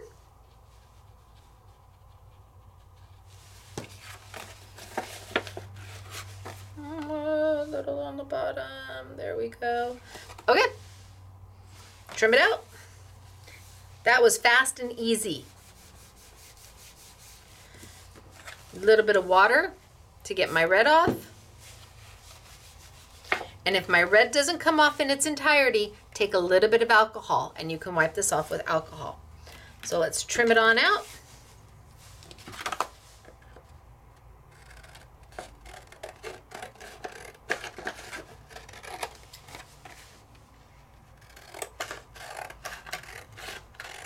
Oh, I didn't do my sky.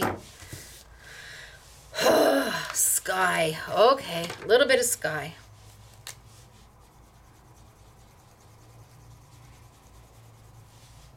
Can't not have sky, right? A little bit of water. This time I'm going to make sure. There. And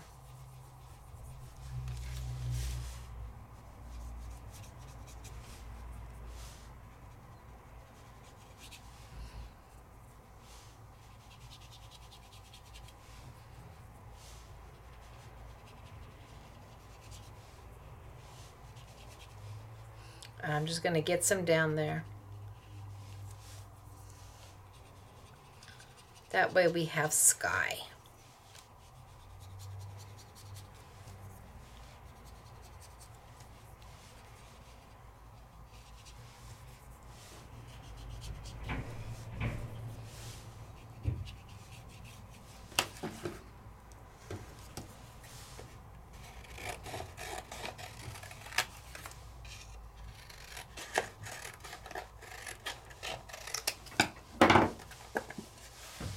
Done. Can't get much easier peasier than that. And the embossing powder totally resists the ink. Okay, moving on. What happens if you don't want it to be black? What happens if you want to use a different colored ink? Well, this is where Ozzie Andrews' product comes into play. He has got these ink pads that are a super light color. One is in gray, one is in pink. And it's not really pink, it's more tan, just saying. I suppose you could almost say rose goldy, but these are meant for alcohol markers, which means that you can stamp with them, and when you use it with an alcohol marker, they won't bleed anywhere. They're very much like a memento pen or a memento ink, because memento also doesn't move, but these are in very, very, very soft colors, super soft colors, so that if you don't want to have the black, everything we've done so far has been done with a black ink. If you want to have something a little bit softer that really more resembles a true watercolor, because everything we've been doing has been in black ink, these are the way to go. They're a softer color than the mementos so that it almost hides the color. Let's grab another stamp, shall we? So I've got one more stamp that I can show you. Oh, and this is it right here.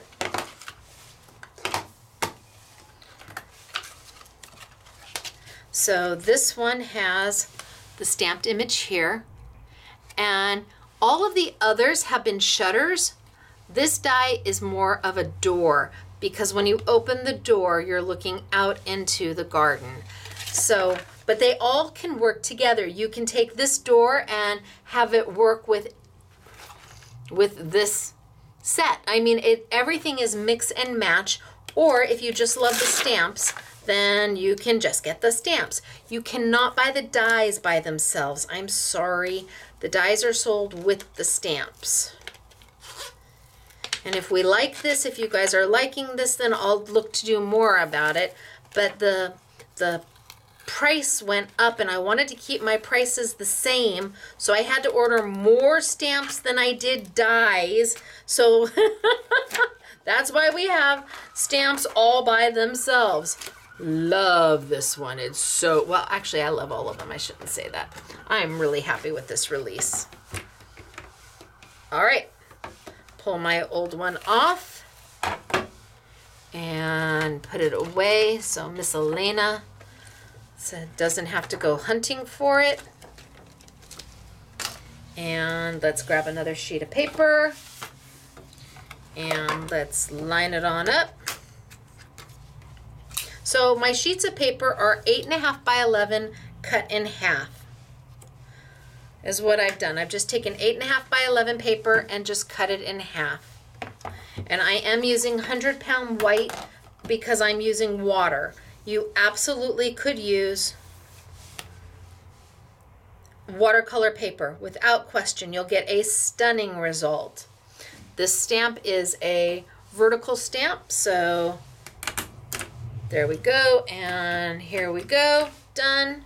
Don't know that I'm gonna need that right now.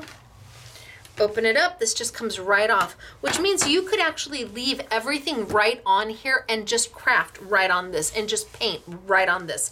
You've got the magnets holding your paper in, and you can use it as a craft mat. It has a foam bottom on it. It's really very, very nice. I'm going to take the soft gray, and it is a soft gray. So I'm going to ink up my stamp. So I'm not going to stamp in black, and I'm not going to have those defined, bold black lines. I'm going to have these soft gray lines.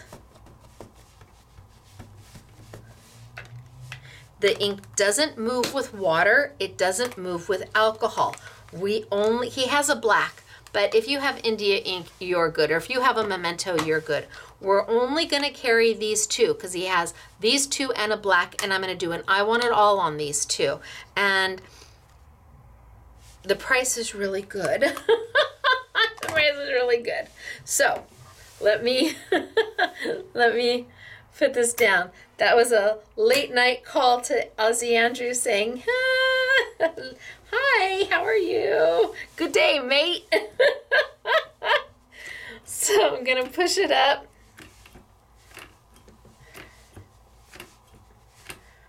Gosh, I think they retail for $9, and I think we're able to take like 30% off, at least 30% off, I think. It was a really good price. I'm really happy with it. Because that would be $2.70. Yeah, I think that's what we're able to do, but it's a really good price. Okay, so let's pull up and see what I've got. It looks pretty good. If I'm worried, I can always re-ink. Now, if I re-ink, it's going to make that gray a little darker, but I can always re-ink. And then the beauty of a positioner is that, oh, I moved it. The beauty of a positioner is that it lines back up, and let's hope that I didn't move it too much.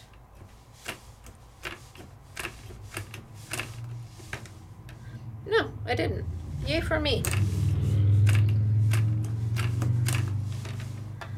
So this is a double. This is twice with the gray. It's still super light. Let me go back and do once with the gray so you can see the difference.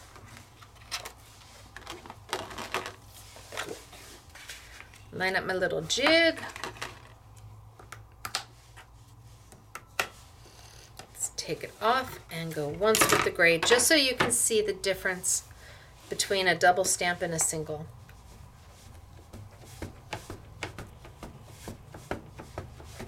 Okay, done. Re-inkers for these, I forgot to ask. I don't think so, but I forgot to ask.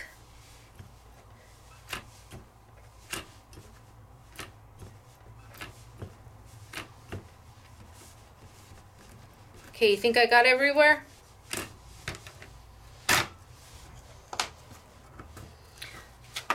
So a little bit darker double gray, a little bit lighter single gray. And I could put another gray on top of this and put another gray on top of this until it's truly a dark gray. But I want my image to almost disappear. I want those lines to sort of fade away. So I think I'm gonna start. With a little bit of brown. And again, I'm gonna be painting, so I'm gonna use my water. And the lines are they're there. And you can see what you wanna paint. But I really want a true watercolor look to it. So I'm going to start with some brown. And water, water, water. And I'm going to come in here. And I'm just going to add some brown.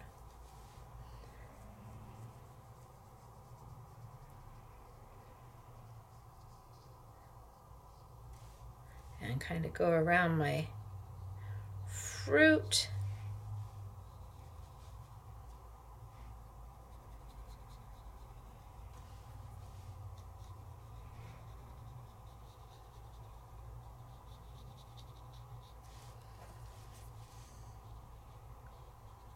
A couple little leaves right there.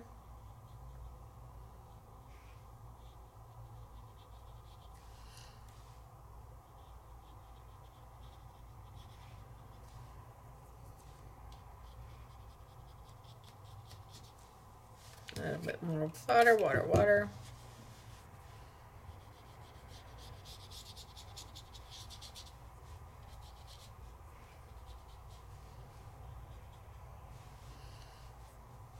And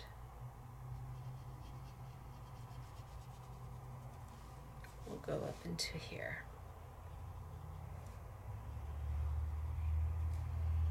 Okay, so I've got a little brown going on. If I want to add a little more brown detail, just add my brown.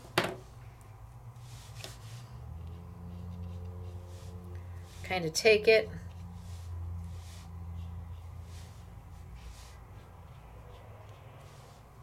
And put some dimension in.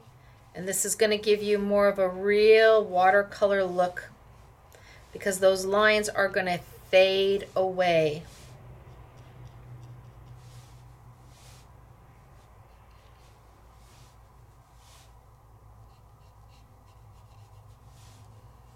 And that's what I'm looking for. I'm looking for the lines to just kind of fade away. Okay, doesn't look like much now, but wait. So let's do, what do we want to make those? Do we want to make those apples? Do we want to make those oranges? Do we want to make those grapefruit? Do we want to make them pomegranates? What makes our heart happy? How about some red? A little bit of water.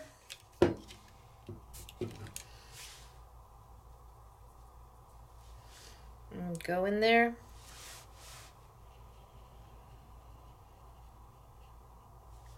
And kind of draw our fruit in.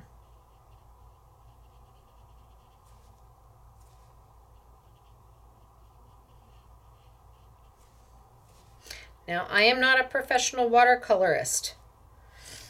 Most people aren't.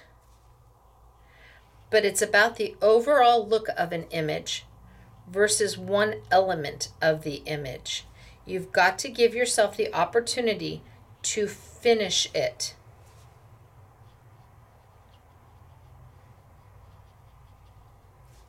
Because the things you may think don't look great now, once you've gone and you've done the whole image, they all of a sudden start to look a whole lot better.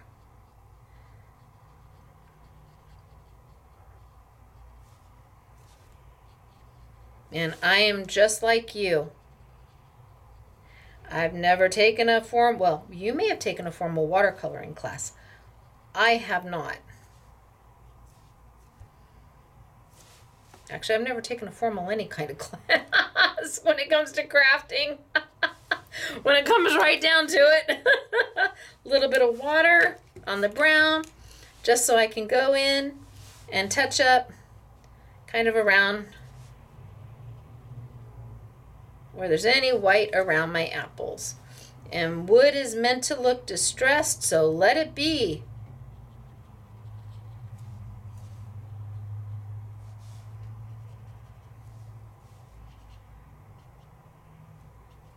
Okay, again, meh, but we're gonna get there.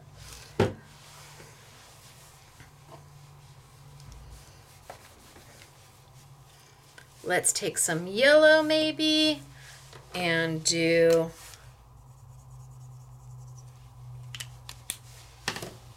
our little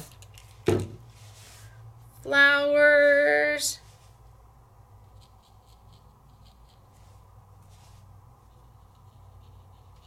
And I'm literally just going to pop that color in there.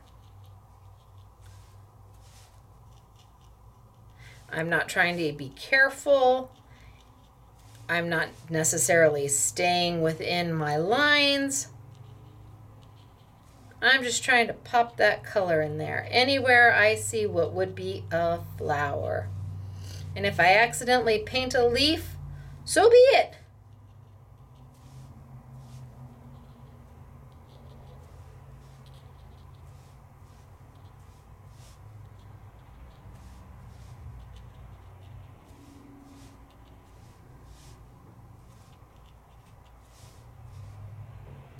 All right, that looks good to me. I might want to add a little bit of a darker color maybe to it. I don't know if I want to add this, but we're going to do it anyway. Time will tell. Oop, that was a lot of water to that.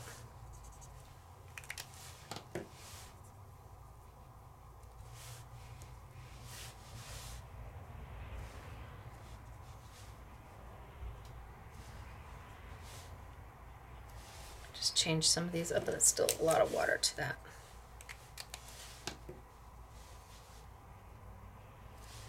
Just add a little color to some of these so they're not all the exact same yellow.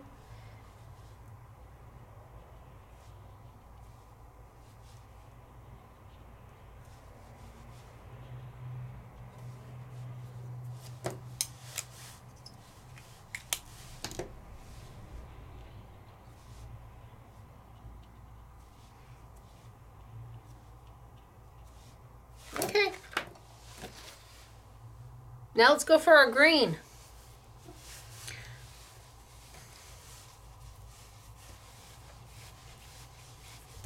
And let's pull our green.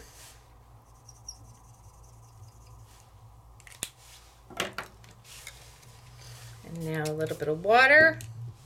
And anywhere I've got white around these flowers, I'm going to go in with my green. So when I do this, I'm just pulling a little bit of water off my brush.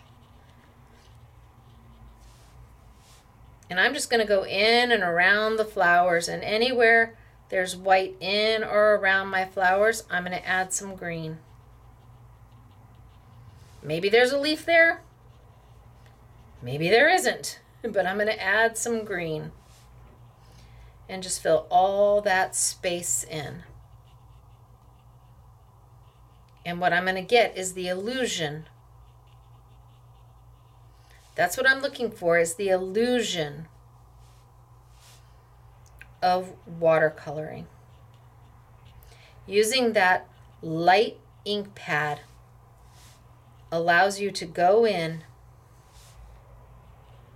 and look like you did it by hand.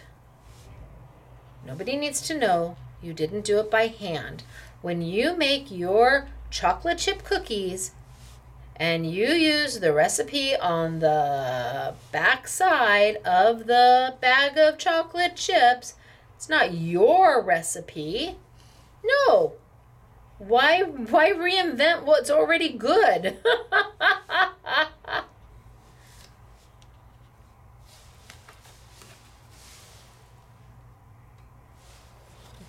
Use the tools that we have. Crafting has come so far. Oh, I forgot my little green leaves down there. Little green.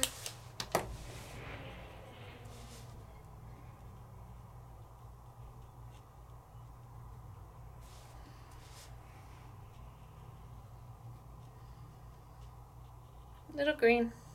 If there's some white space, that's fine. Now it's starting to come along. What color do we want the vase? Do we want the vase blue? Sure, why not? I've decided I found some favorite colors. I keep going back to them. A little bit of water.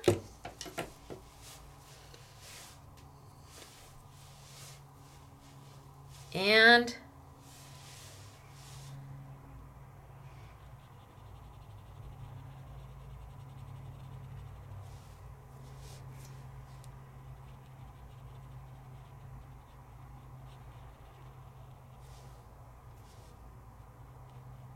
instant presto.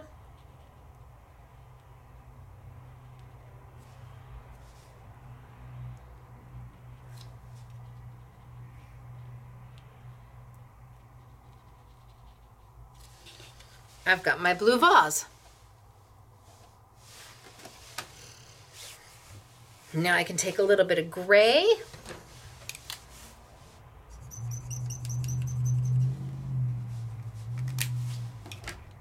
A little bit of water. It might be a little much on the water. Let's add a little bit more gray. And now I can go and all over my door jamb and my trellis windows, I can just outline those in gray and just go right in. And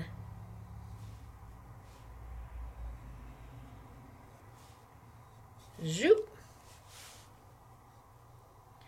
And zoop. Am I staying inside the lines? Yeah, kind of. Is it the same gray everywhere? No, some of it's a little darker, some of it's a little lighter.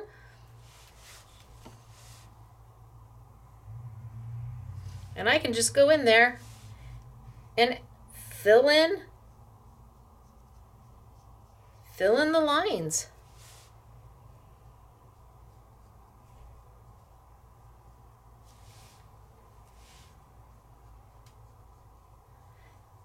It may look like a daunting task to color this, but really it's so simple. And if you don't want those heavy black lines, you don't have to have them. You just stamp with an ink that, one, will not move with water. That's super important. And two, will basically fade out.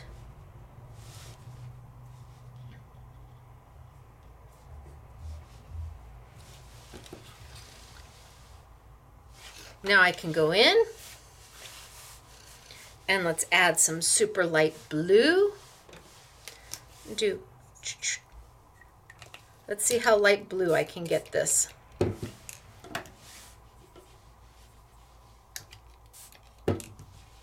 Look at how diluted I've made it.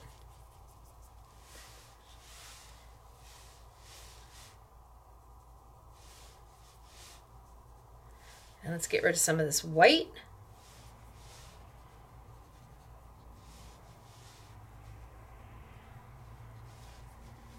And fill my windows in.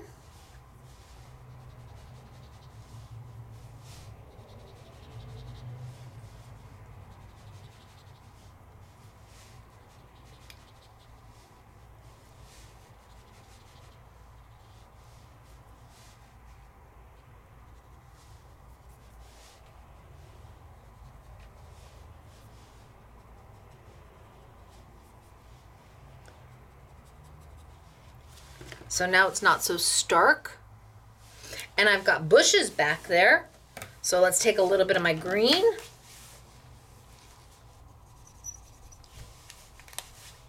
Spritz. And let's just kind of build some bushes back here.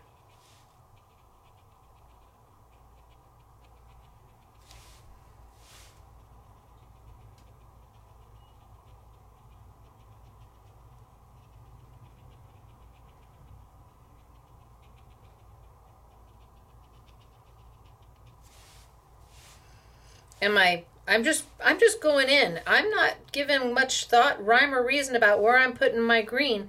It's not defined. You've got little lines everywhere that give you the ability to add whatever you want where you want it.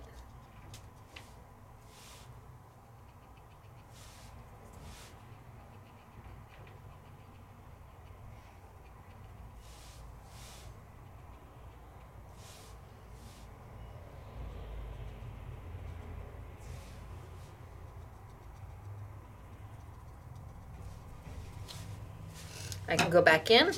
I just drew some bushes in. I can go back in, add a little darker green if I want.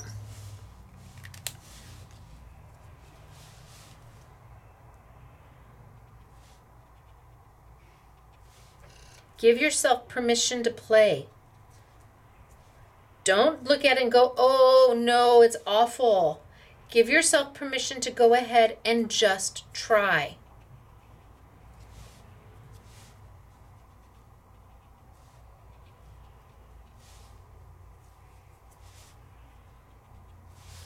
And now my bushes have got a little definition because they've got a little darker green on them. And I could go on and on and on. I've got some steps back there in brown. The idea is that when you are done,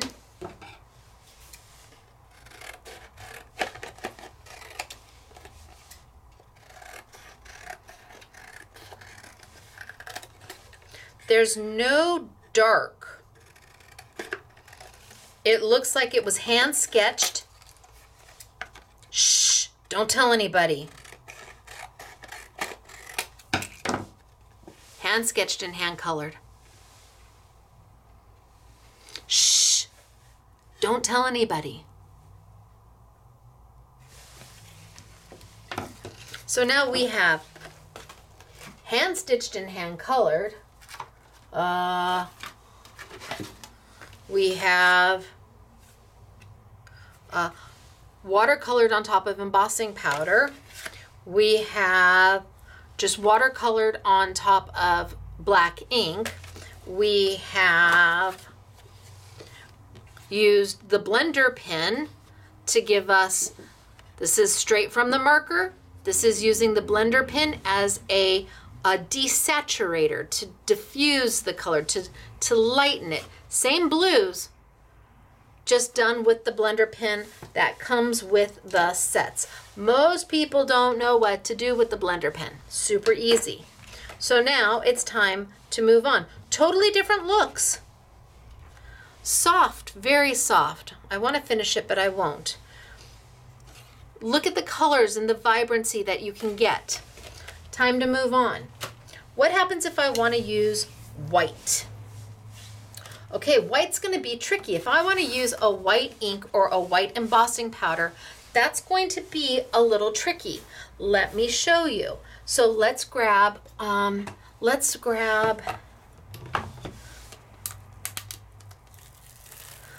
let's grab let's go all the way back to the beginning. Let's finish where we started with the stamps. Let's go all the way back to our rows.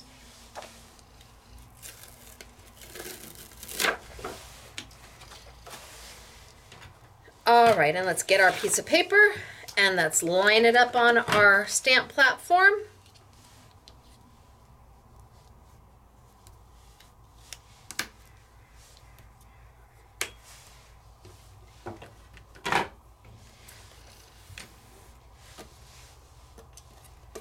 So let's put it down.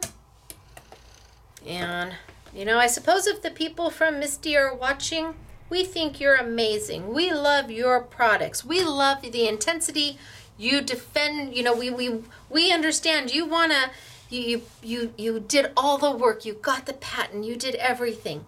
But when your attorney sends a letter, for the first letter, state your point. Tell them what you want, what they need to do, but say thank you. You know, and because you can get more and more aggressive as you need to, but just be kind. You know, you scared somebody, a friend of mine, to bejeebies, man. You know, they don't want any harm. They don't want to cause they don't want any problems. Just say, look, this is what we have. This is our right, and you can't, and we appreciate your understanding and thank you. And if they, you know, sometimes that's all it takes. And if you need to go further, well, then you can go further. But gosh, a thank you in the beginning. Hey, you might not have known, but, and we appreciate your understanding, and we will look forward to not seeing your product here. Sure. Nobody's going to like getting that letter, but my gosh, you got plenty of time to go down the road where you can be a little more intense. All right, so I've got that done, and I want to do white embossing powder. So let me get my Versamark. And let's ink. Oh, I don't want to do that. Let's ink over here. Ink. I appreciate a company wanting to protect what they have built. I get that. Boy, after 2 years of of pandemic, I get that. I suppose I'm not supposed to say that word, but anyway. Okay, so there we go. Now I'm going to press down.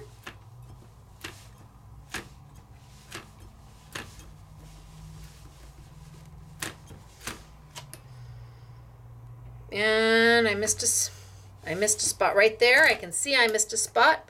And now I didn't miss a spot, and I missed a spot right there, and now I didn't miss a spot. The beauty of a positioner. So, if I want to use white embossing powder, take this out. Move this off to the side. And let's grab a white embossing powder.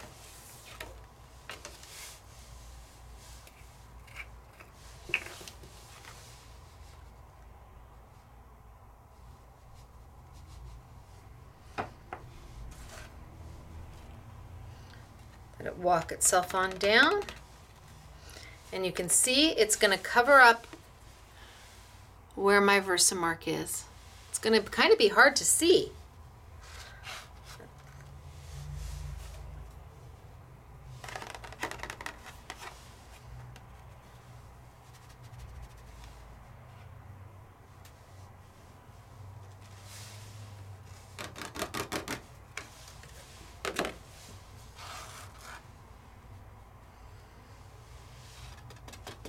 Okay, I think I've got it good enough for you to see it. Oh, and I made a mess. Zoop. Let's put the rest of this back in. And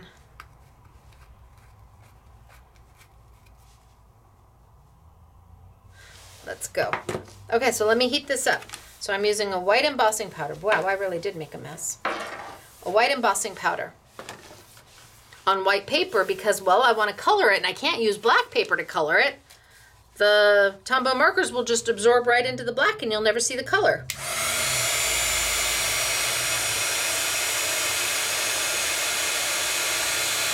So I can see it going from like a gray to a very bright white.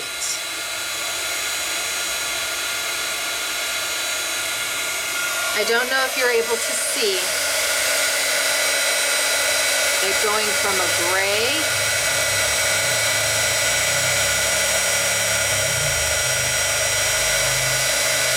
to a very bright white. I can't tell what you guys can see and what you can't.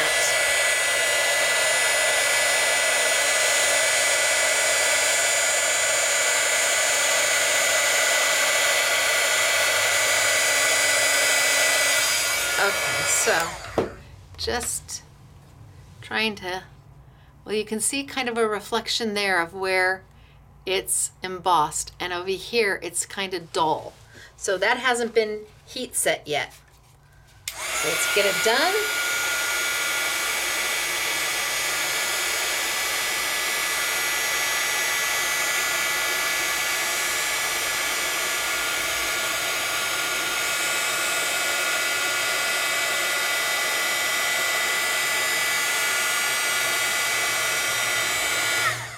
And let's leave that right there. So you can see, I think you can see maybe a reflection of the color. And over here, it might be a little dull.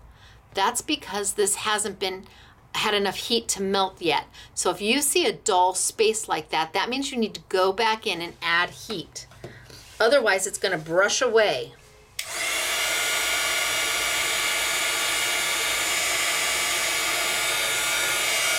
Okay, so there's my image. Yeah, how am I going to color this? Let's be clear, I'm old. My eyes are, even I think as a kid, I don't know I would be able to go in there and color that because it's white on white. So how are we going to take care of that? How are we going to fix that problem? Again, we're going to come back in with Ozzie Andrews really soft inks. Let's grab the pink. Not really pink, kind of more of a tannish, maybe a slight rose gold, maybe, I don't know. Pink, I think that's a stretch, but that's what he called it. So I'm gonna line up my paper. In my little jig, there we go. I'm gonna, instead of Versamarking, let's clean my Versamark off of this. Instead of adding Versamark to this, I'm going to add Ozzie Andrews very, very light pink ink.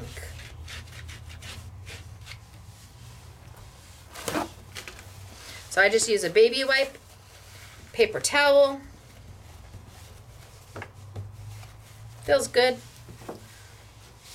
So his light pink. Again, I don't know.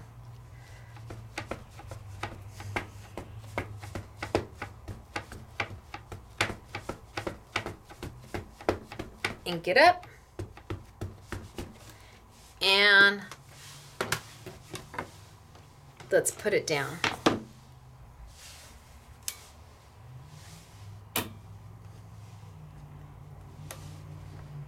Oh, where are my magnets? Anybody see what I did with them?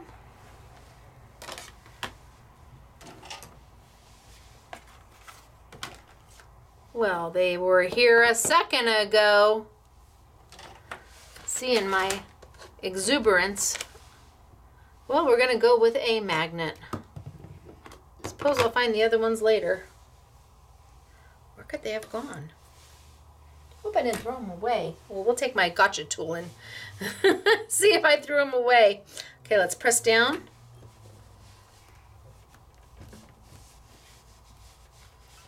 All over.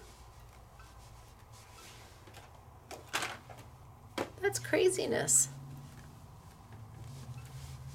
And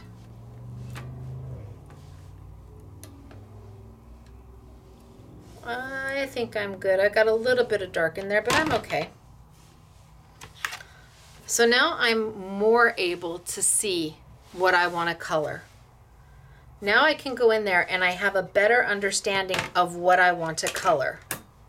I could go back and add another layer of pink on top of that if I wanted. It's still got a little black in there, but that's okay. We're gonna go. And at some point I'll find my magnets. I found them! They're on the back side. Okay, I'm gonna do it one more time. Oh, yay! Okay, so a magnet there. That makes my heart happy. And a magnet there. Let's line it up in my jig.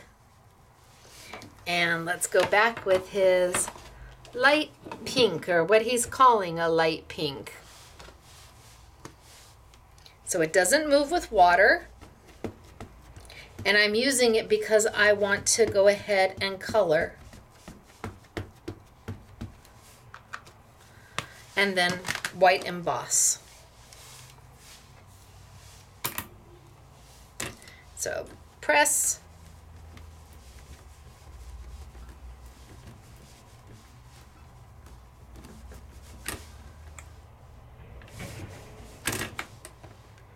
I'm going to say that's good.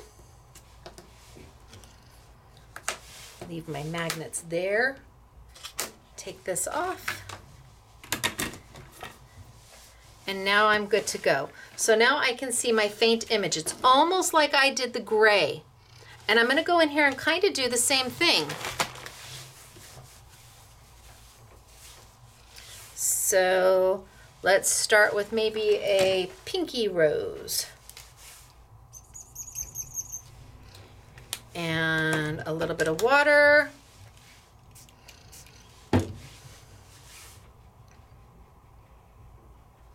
So I don't want to use a color ink that's too dark because I'm going to go over it with the white. And I can just go in here and kind of color my rose.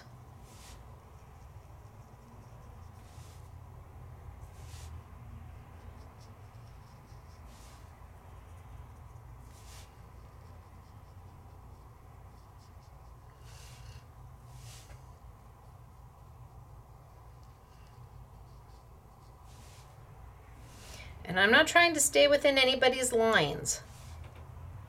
Just the outside lines. The inside lines I'm not worrying about. I'm just getting my color down.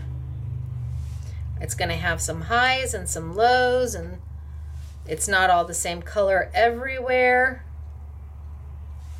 And I'm going to be A-okay with that.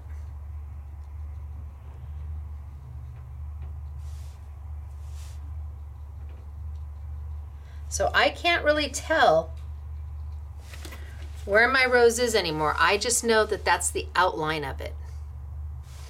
And then let's do some of my water. You know what? And I might do some of this since I'm here. Put down a little bit of pink. I can see where my big leaves are, so I'm going to kind of avoid those.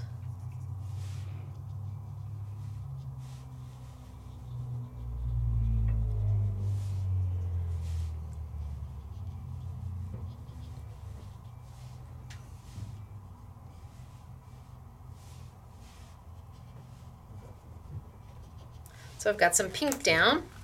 Doesn't look so great, I know.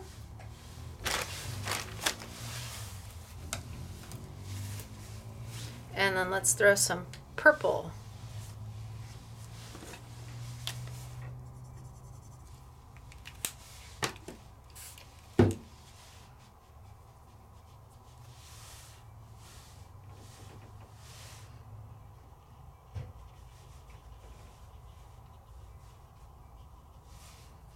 And we'll just go over some of that pink with some of this purple, because hydrangeas have multicolors.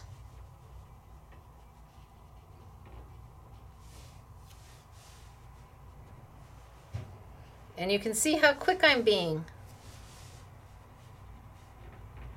leaving a little bit of room for some leaves. I think that's good. Let's take some green.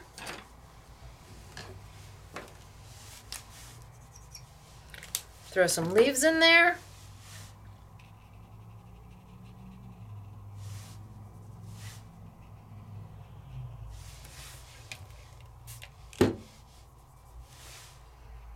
Anywhere I see a leaf, I kind of left the big ones because that's what I can see real easy.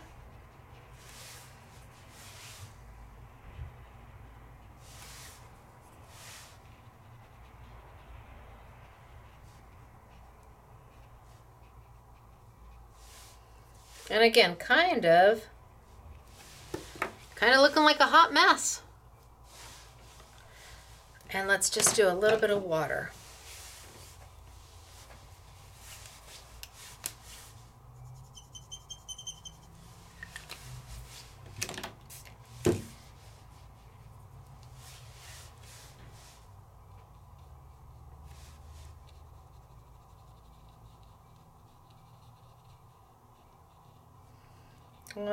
Took the water all the way up, but the water line was lower, but that's okay. We're just going to go for it.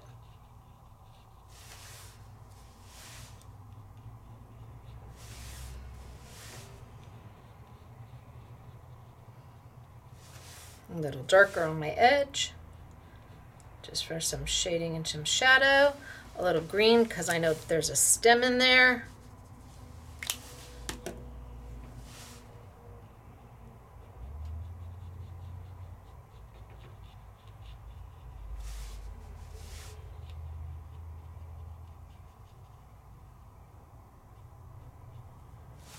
Okay, I think I'm good. I'm not going to finish the whole thing.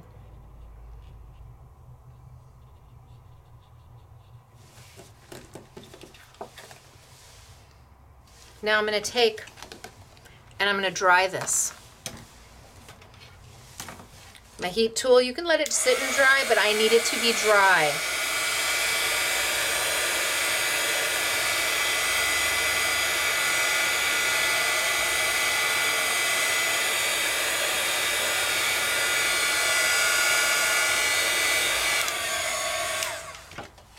That feels pretty good. I'm going to bring my positioner back. I'm going to reline up. And that's why having this little jig is a help, because I can just reline up.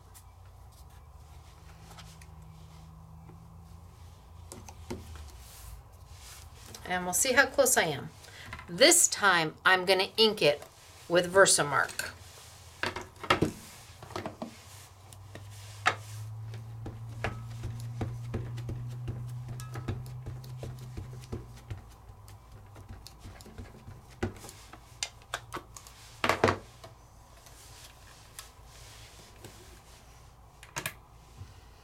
And I'm going to see, am I close?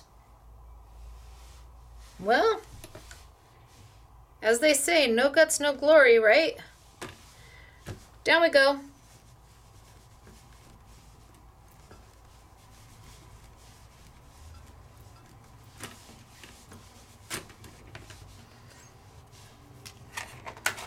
Pull it up. Now I'm in the position to put white embossing powder on top of this.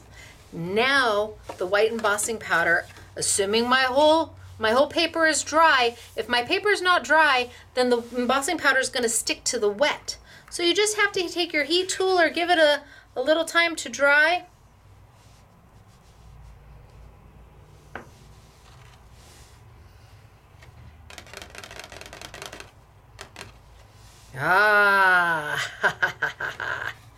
And you can see where the embossing powder is going to stick.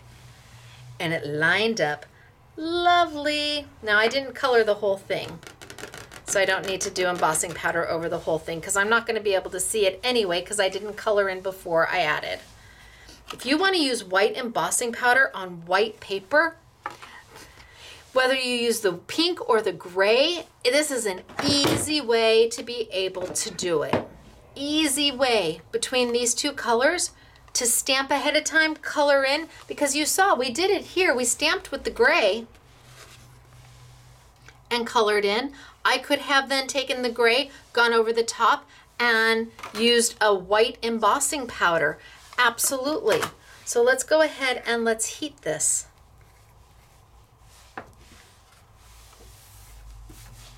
And see what we get.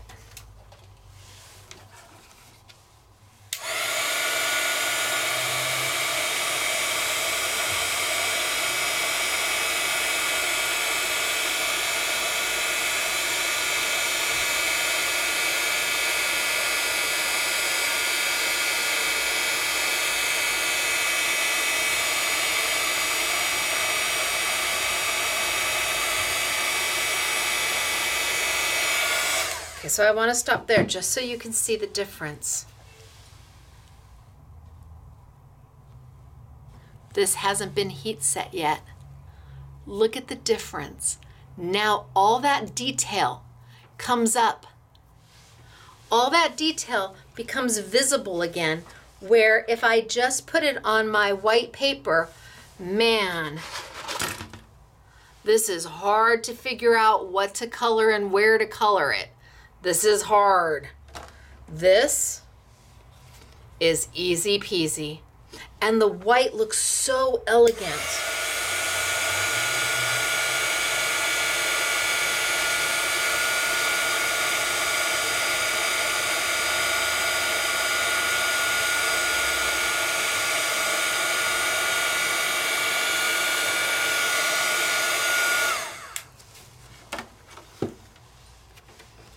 So totally different looks. Dark, soft. Any of them will work. They all work. You have options. And again, because this is a resist, I can take my little palette here, and I missed a green leaf right there. I can add a little green. I can grab my paintbrush. I can pick up my green. And I can go in and paint my green. And it's going to resist. If I want to add a little more purple to my my hydrangea, I can grab my purple.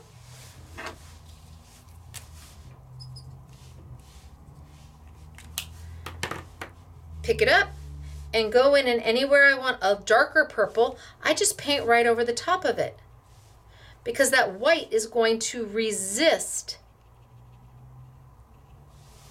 Anywhere I want more green, go in with my green. Pick it up and go in and add more color.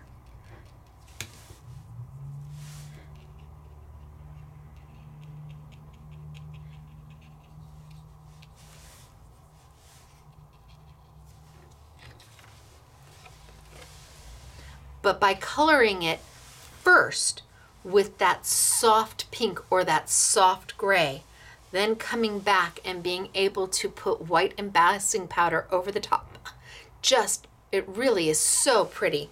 I need a little blue there. Got a little blue right here. Whoop.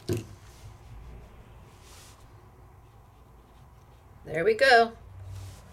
A little green. I colored my leaves blue by accident. Okay, well, go in and fix it.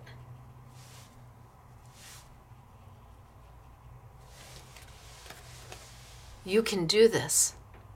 So many different ways to use these markers. Oh my gosh.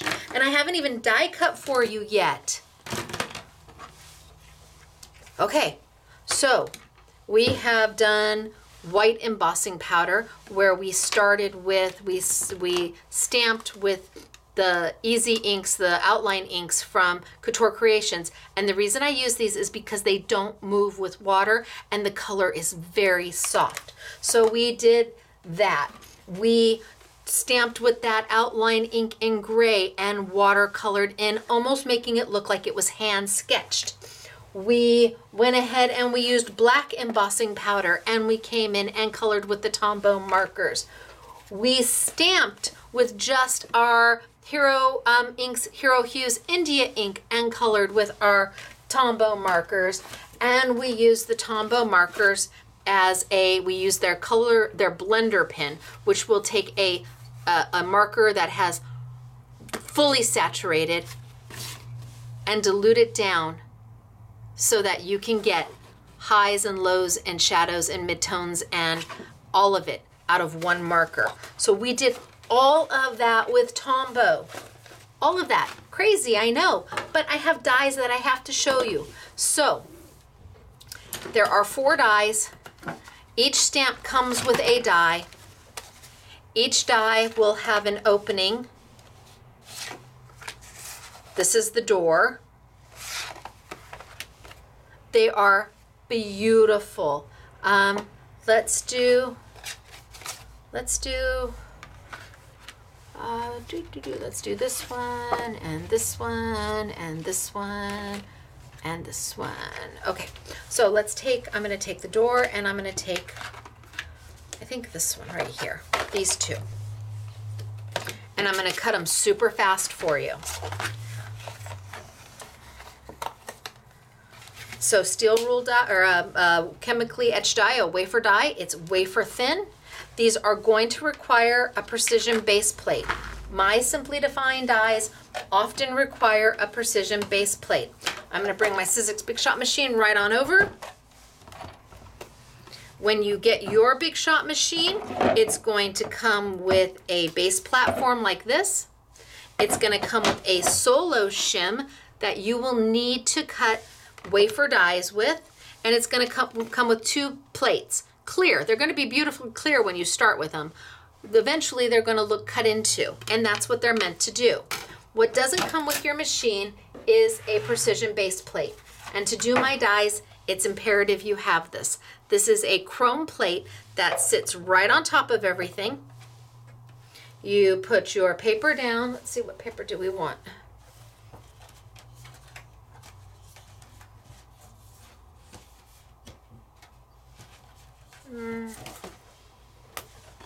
Maybe I'll do one in this and one in something else. Scissors, please.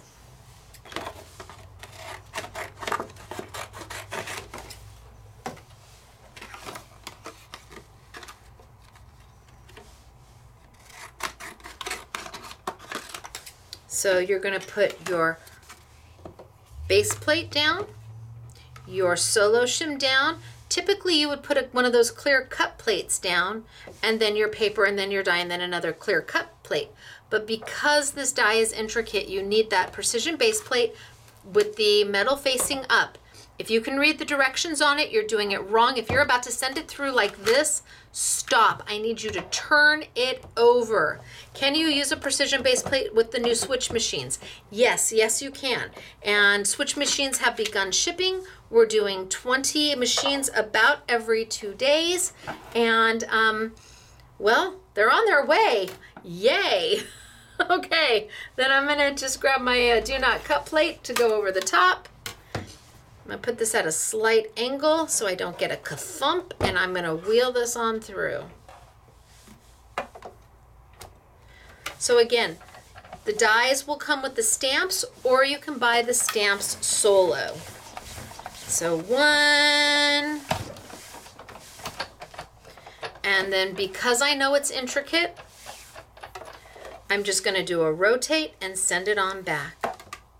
Now these dies are user-friendly, which means that you could use these with almost any stamp set that you have. You've got watercoloring sets. You've got Christmas. You've got, what have you got? These dies are going to be useful for any type of a scenery background that you have. Now, this is what you want to see when a die comes out. That is what makes your heart happy, and the door will open.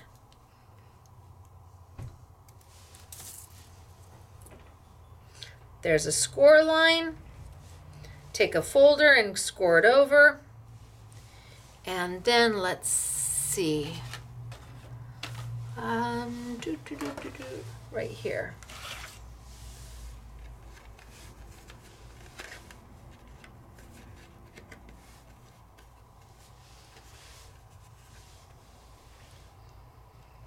Right over the top.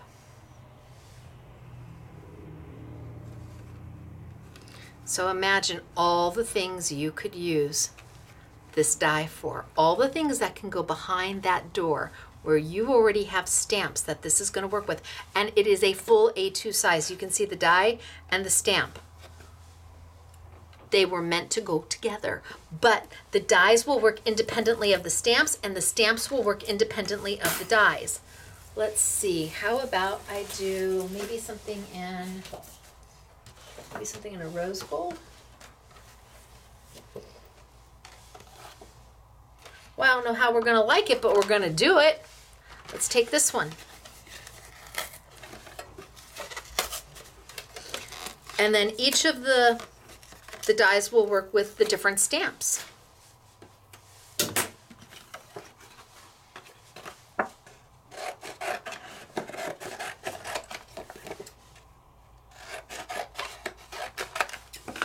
I'm using Sizzix Opulent paper that we had on sale last week. Oh, that's by a hair of a chinny chin chin. Sometimes I get really too close for comfort on these. That's what you get for freehanding it, right? Go ahead, tell me. That's what you get for freehanding it.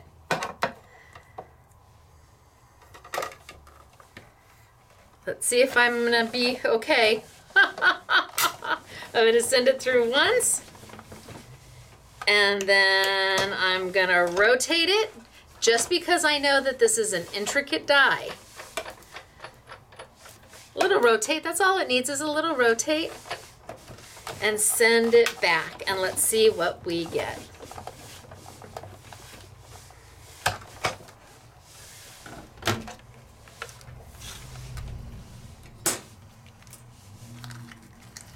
Oh, see, that makes my heart happy when they all just fall out. Little curly cues. Come on. Fall out. That's what you want a die to do. You just want all of those little bits and pieces to just pop right on out.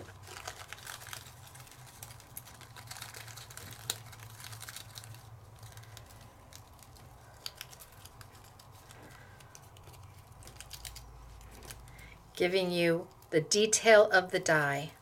And I like my dies to be detailed. So the more cuts you put into it, the more detailed that die is.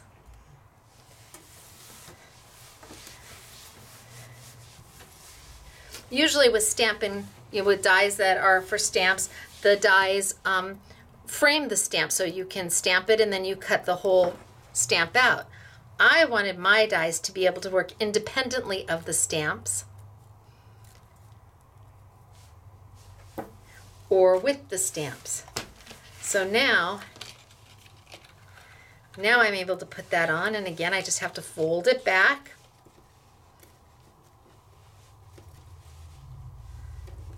and do a quick score. I wish I had my folder with me, but I don't. Score.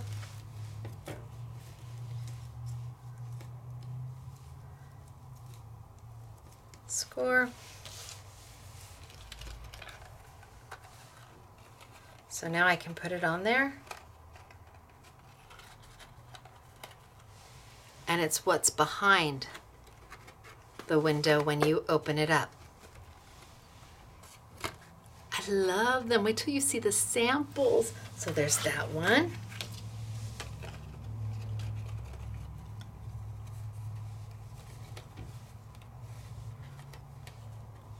Come on. There we go. Or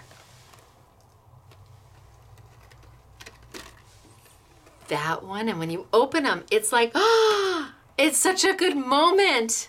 It makes your stamping even that much more exciting because they can see it, but they can't really see it, but you can see through it, but you can't really see through it. And then, oh my gosh. Or you can use the dies just on their own. Wait till you see what Elena did, little smarty pants.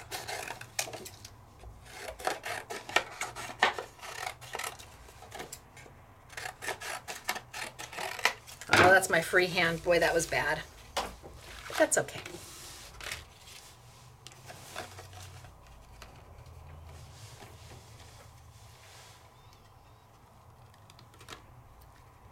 You have options. You can mix and match. And I just think this one is so pretty.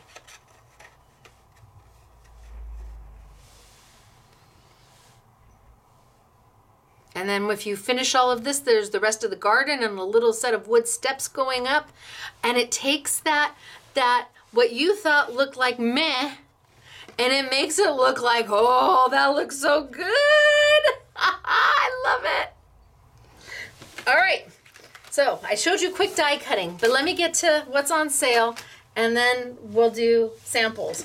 Okay, so I've got several different sets of the brush markers, several different sets, and they are going to be on sale and you're going to get it for every set you buy. You're going to get your little color chart or your little blending palette. We're just going to throw that in there. Buy 3 sets, you get 3. Buy 1 set, you get 1. There, you only get the blending palette with the sets, but we'll do it. And it would be a $29.99 retail value, and I think we're doing them for 15 bucks. And that gets you 9 colors and a 1, 2, 3, 4, 5, 6, 7, 8, 9 colors and a blender.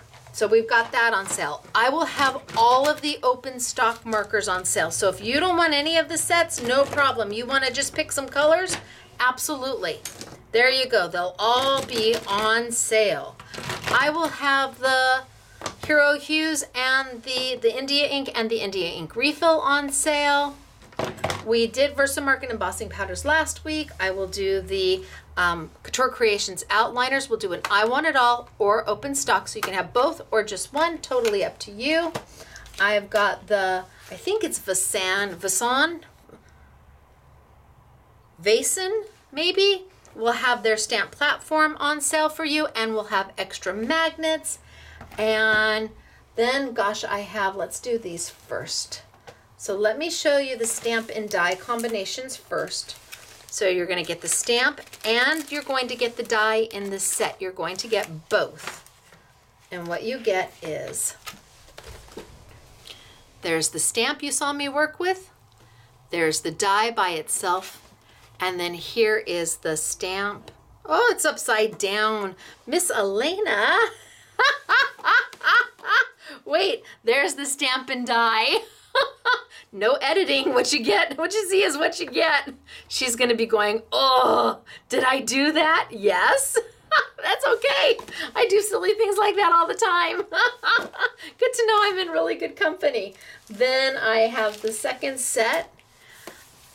See, I wanted to do a beach background here. If I were, I would be doing a beach background. There's the stamp. There are the shutters, and they really look like shutters. And then the two of them together. These are great shutters, especially if you're doing a guide card, because they're not frilly. So I did one set that wasn't frilly. So if you wanted to put a scenery back here of old vintage jalopy or a race car or boating or fishing, like somebody's out on the water and they're looking through, they open the shutters and they see somebody fishing on the lake. So they're not frilly shutters, but they do really look like shutters. Okay, then I have the Poppy set for you. Again, you're gonna get the stamp and the die in one package.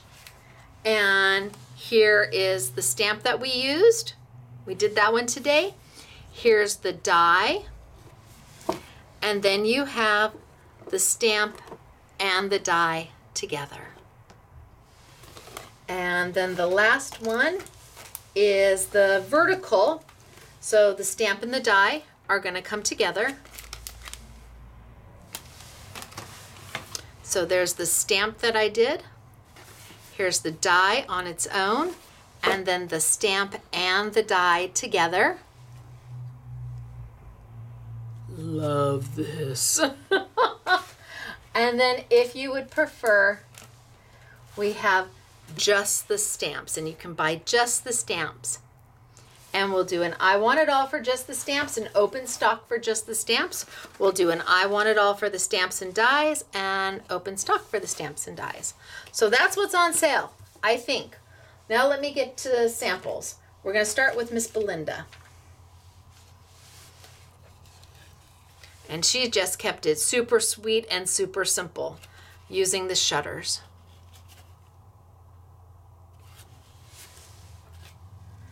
So she took them and she did other things with them besides the stamps. Look at that. This is Belinda, and there's her little cats. This is Belinda. I love this one. Just the colors of it are beautiful. This is black paper, and I bet she put some fine tech over the top, some iridescence. It's beautiful. And then she went ahead and colored in. So when somebody gets it, and then they open it, and it's even more of a surprise. It's like a reveal. Who doesn't like a good reveal, right? Look at how beautiful is that. Just the stamp and her little black cat, because that's Belinda's signature. And she got a little rustic on us here. Got a hello down there. Rustic old vintage shutters. Look at how pretty. So you've got, couldn't you see that? I mean, these are beautiful shutters, vintage, rustic. Love them. And then she's got acetate going on, so it's like you've got a window.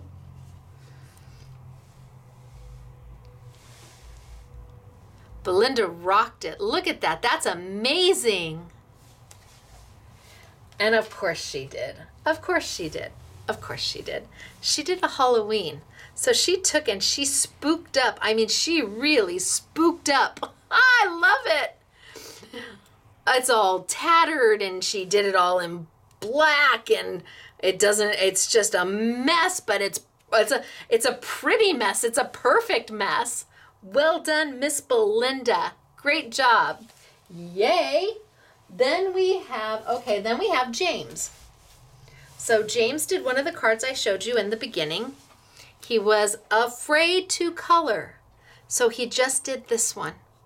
He's like, I can't color. I'm like, you can color. He said, no, I failed art. And I said, no, I know, don't worry, me too, but you can do this. So he started with this one. And then SMS Girl Claire helped, and he did this. That's James's first attempt at ever doing coloring. Look at that. I mean, with ink and look at that. He did a great job. And he added the little blings himself. There's little blings everywhere. Tiny little itty bitty blings. So that is James. So here's his first one where he's like, I can't. And I'm like, you're talking to me. You can. You will try. And when he was all done, he's like, huh, well, look at there. Huh. So that's James. Then we have Claire. And I showed you one of Claire's earlier too. Isn't that beautiful? And then Claire is here. And she just used paper. She took a piece of beautiful paper. No stamping at all. Literally cut a piece of paper and put it down and put the shutters over the front. Look at this one.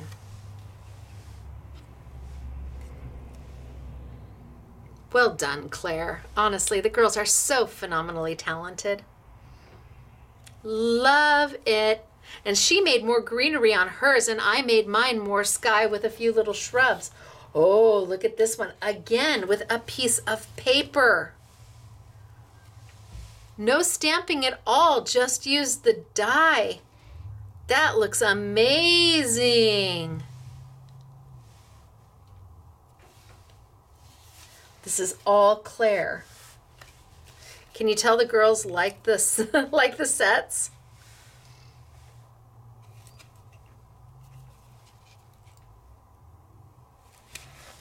You can always tell they do. They get, look at how good is this.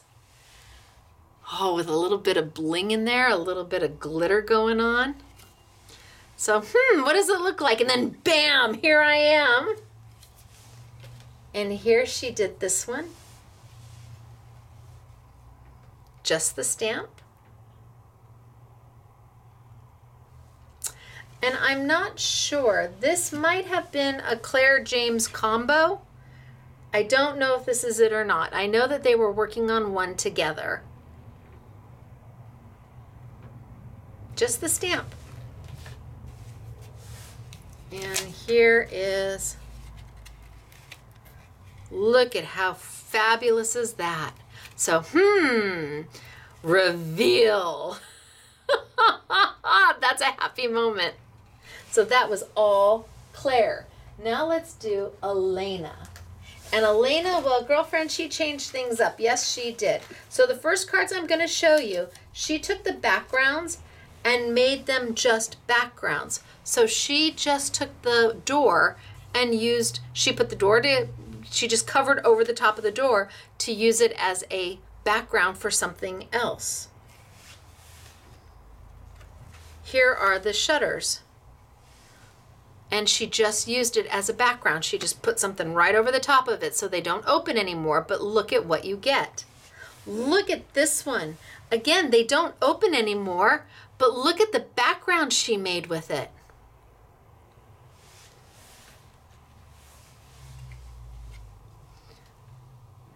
That was really clever, Elena.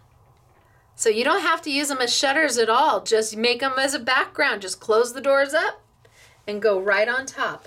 And then because she jewelry makes, she added little jewelry elements, little openings for all of her shutters. Look at, she's got little dangly pulls for all of her shutters. Look at this one. Oh, holy smoke. So she's got that little dangly pull.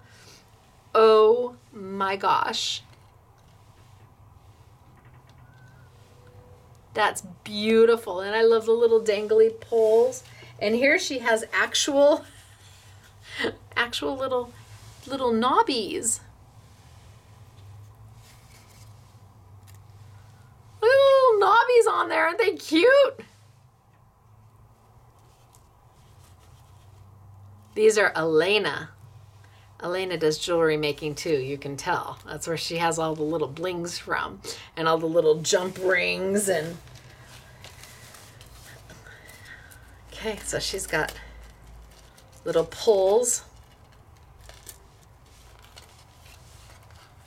on both sides.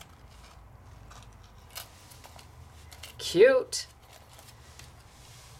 And then you pull it open. Really darling. I love it with the little added element of the little pulls. They're so cute. Well done, Elena. And then we have Doris. I showed you Doris, one of Doris's earlier. Here you've got. And I think I'm supposed to open this one.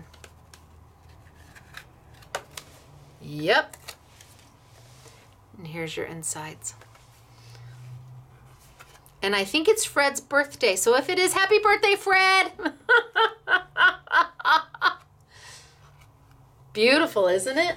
This is Doris.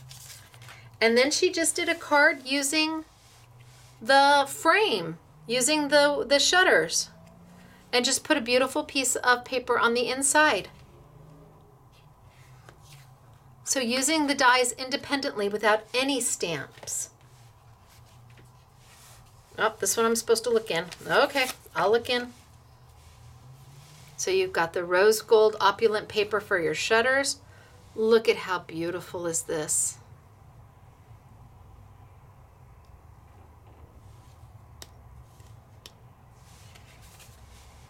Oh, that's beautiful.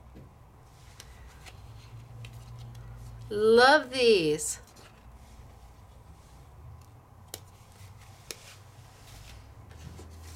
Am I supposed to open this one? Yep.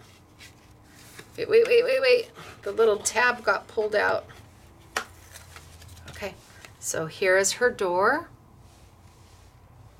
And again, just pretty paper behind it. That's all it is pretty paper. And then you open it.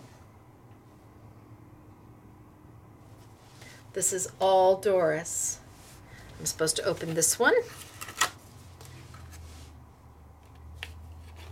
So we've got our shutters, and then we open them.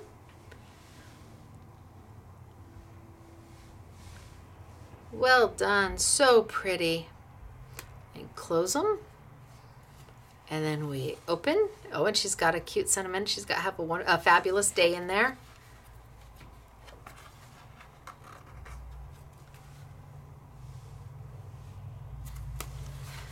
And then the last one I have from Doris, I'm supposed to, okay, I think I'm supposed to turn over and lift up. Oh my gosh, okay. So I think it goes this way. Yes, it goes this way.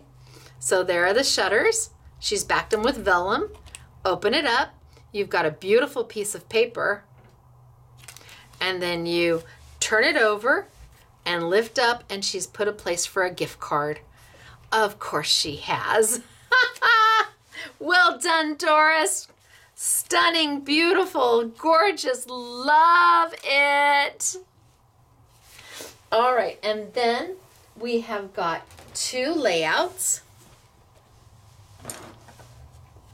We go back. 2 layouts.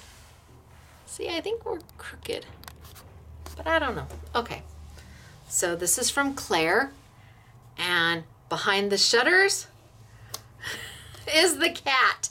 Apparently there had to be a story. Mary Lynn told Claire that there had to be a story. So find your safe spot and your happy place. So there's Claire's cat in his safe spot and happy place in the box with the bubble wrap.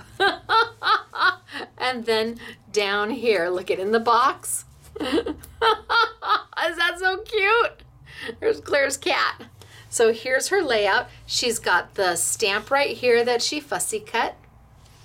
She's got the shutters hiding her kitty cat who's found his happy place. Ah! And here she's done the stamp and just fussy cut the outline out to put it in there. Beautiful. And then Elena did a layout. So Elena took elements from the dies to make the flourishes, and then the background is all stamped with the big stamps. She made the background. She just stamped with the 4 stamps to make the background. I mean, talk about easy peasy. Love this Elena, and I love how she pulled out elements from one of the dies. Then we have from Elena, of course we do. So let me go way back. So Elena has put together her mirror in an altered art piece where she has layered in the dies and the stamps, and she's decoupaged it. There's probably 3 or 4 layers at least 3 or 4 layers going on here. Can you see that? She probably found this thing at the swap meet and took it and made it something spectacular. So this is Elena and her altered art piece, and it's pretty wonderful. Let me see if I can go up just a little bit. It's pretty darn wonderful. All decoupaged in there. All, yeah, beautiful, Elena. Really beautiful. All right, well, it was long, but it's me, so it is what it is. Oh my gosh, I hope that you enjoyed it. I hope you've learned something from it. I hope you understand why we are having to say goodbye to Tombow. We love them, we appreciate them. We hope that we can get back together again in the future, and just as soon as we can figure out a way to bring you their products and be able to offer it to you at prices that we just can't compete with Michael's and with Amazon and with Joann's and with some of the really big online retailers. I'd like to, but you know, we understand where we are and it is what it is. And this is going to free up money to go and find you things that you can't find anywhere else. Does that mean that we won't ever have Tombow again? Of course not. Absolutely. We're hoping maybe they'll have some specials in the future that we can take advantage of. We'll see what happens, what comes down the road. But for now, take advantage of the sale prices. And then of course my dies and stamps are limited. When they're sold out, they're sold out. And you can buy just the stamps. You can buy the dies and the stamps. You can't buy the dies all by themselves. So thank you again for last week. You guys showed up and we're going to be able to contribute several thousands of dollars to the Ukraine people and the people in Poland who are taking care of them. And gosh, I can't think of what else I'm supposed to tell you, but I hope you found something here that made your heart happy. I hope you learned something new. I hope you join me again next week. And it's me, Stacy, Scrapbooking Made Simple, scrapbookingmadesimple.com. I will see you then. Bye, everybody.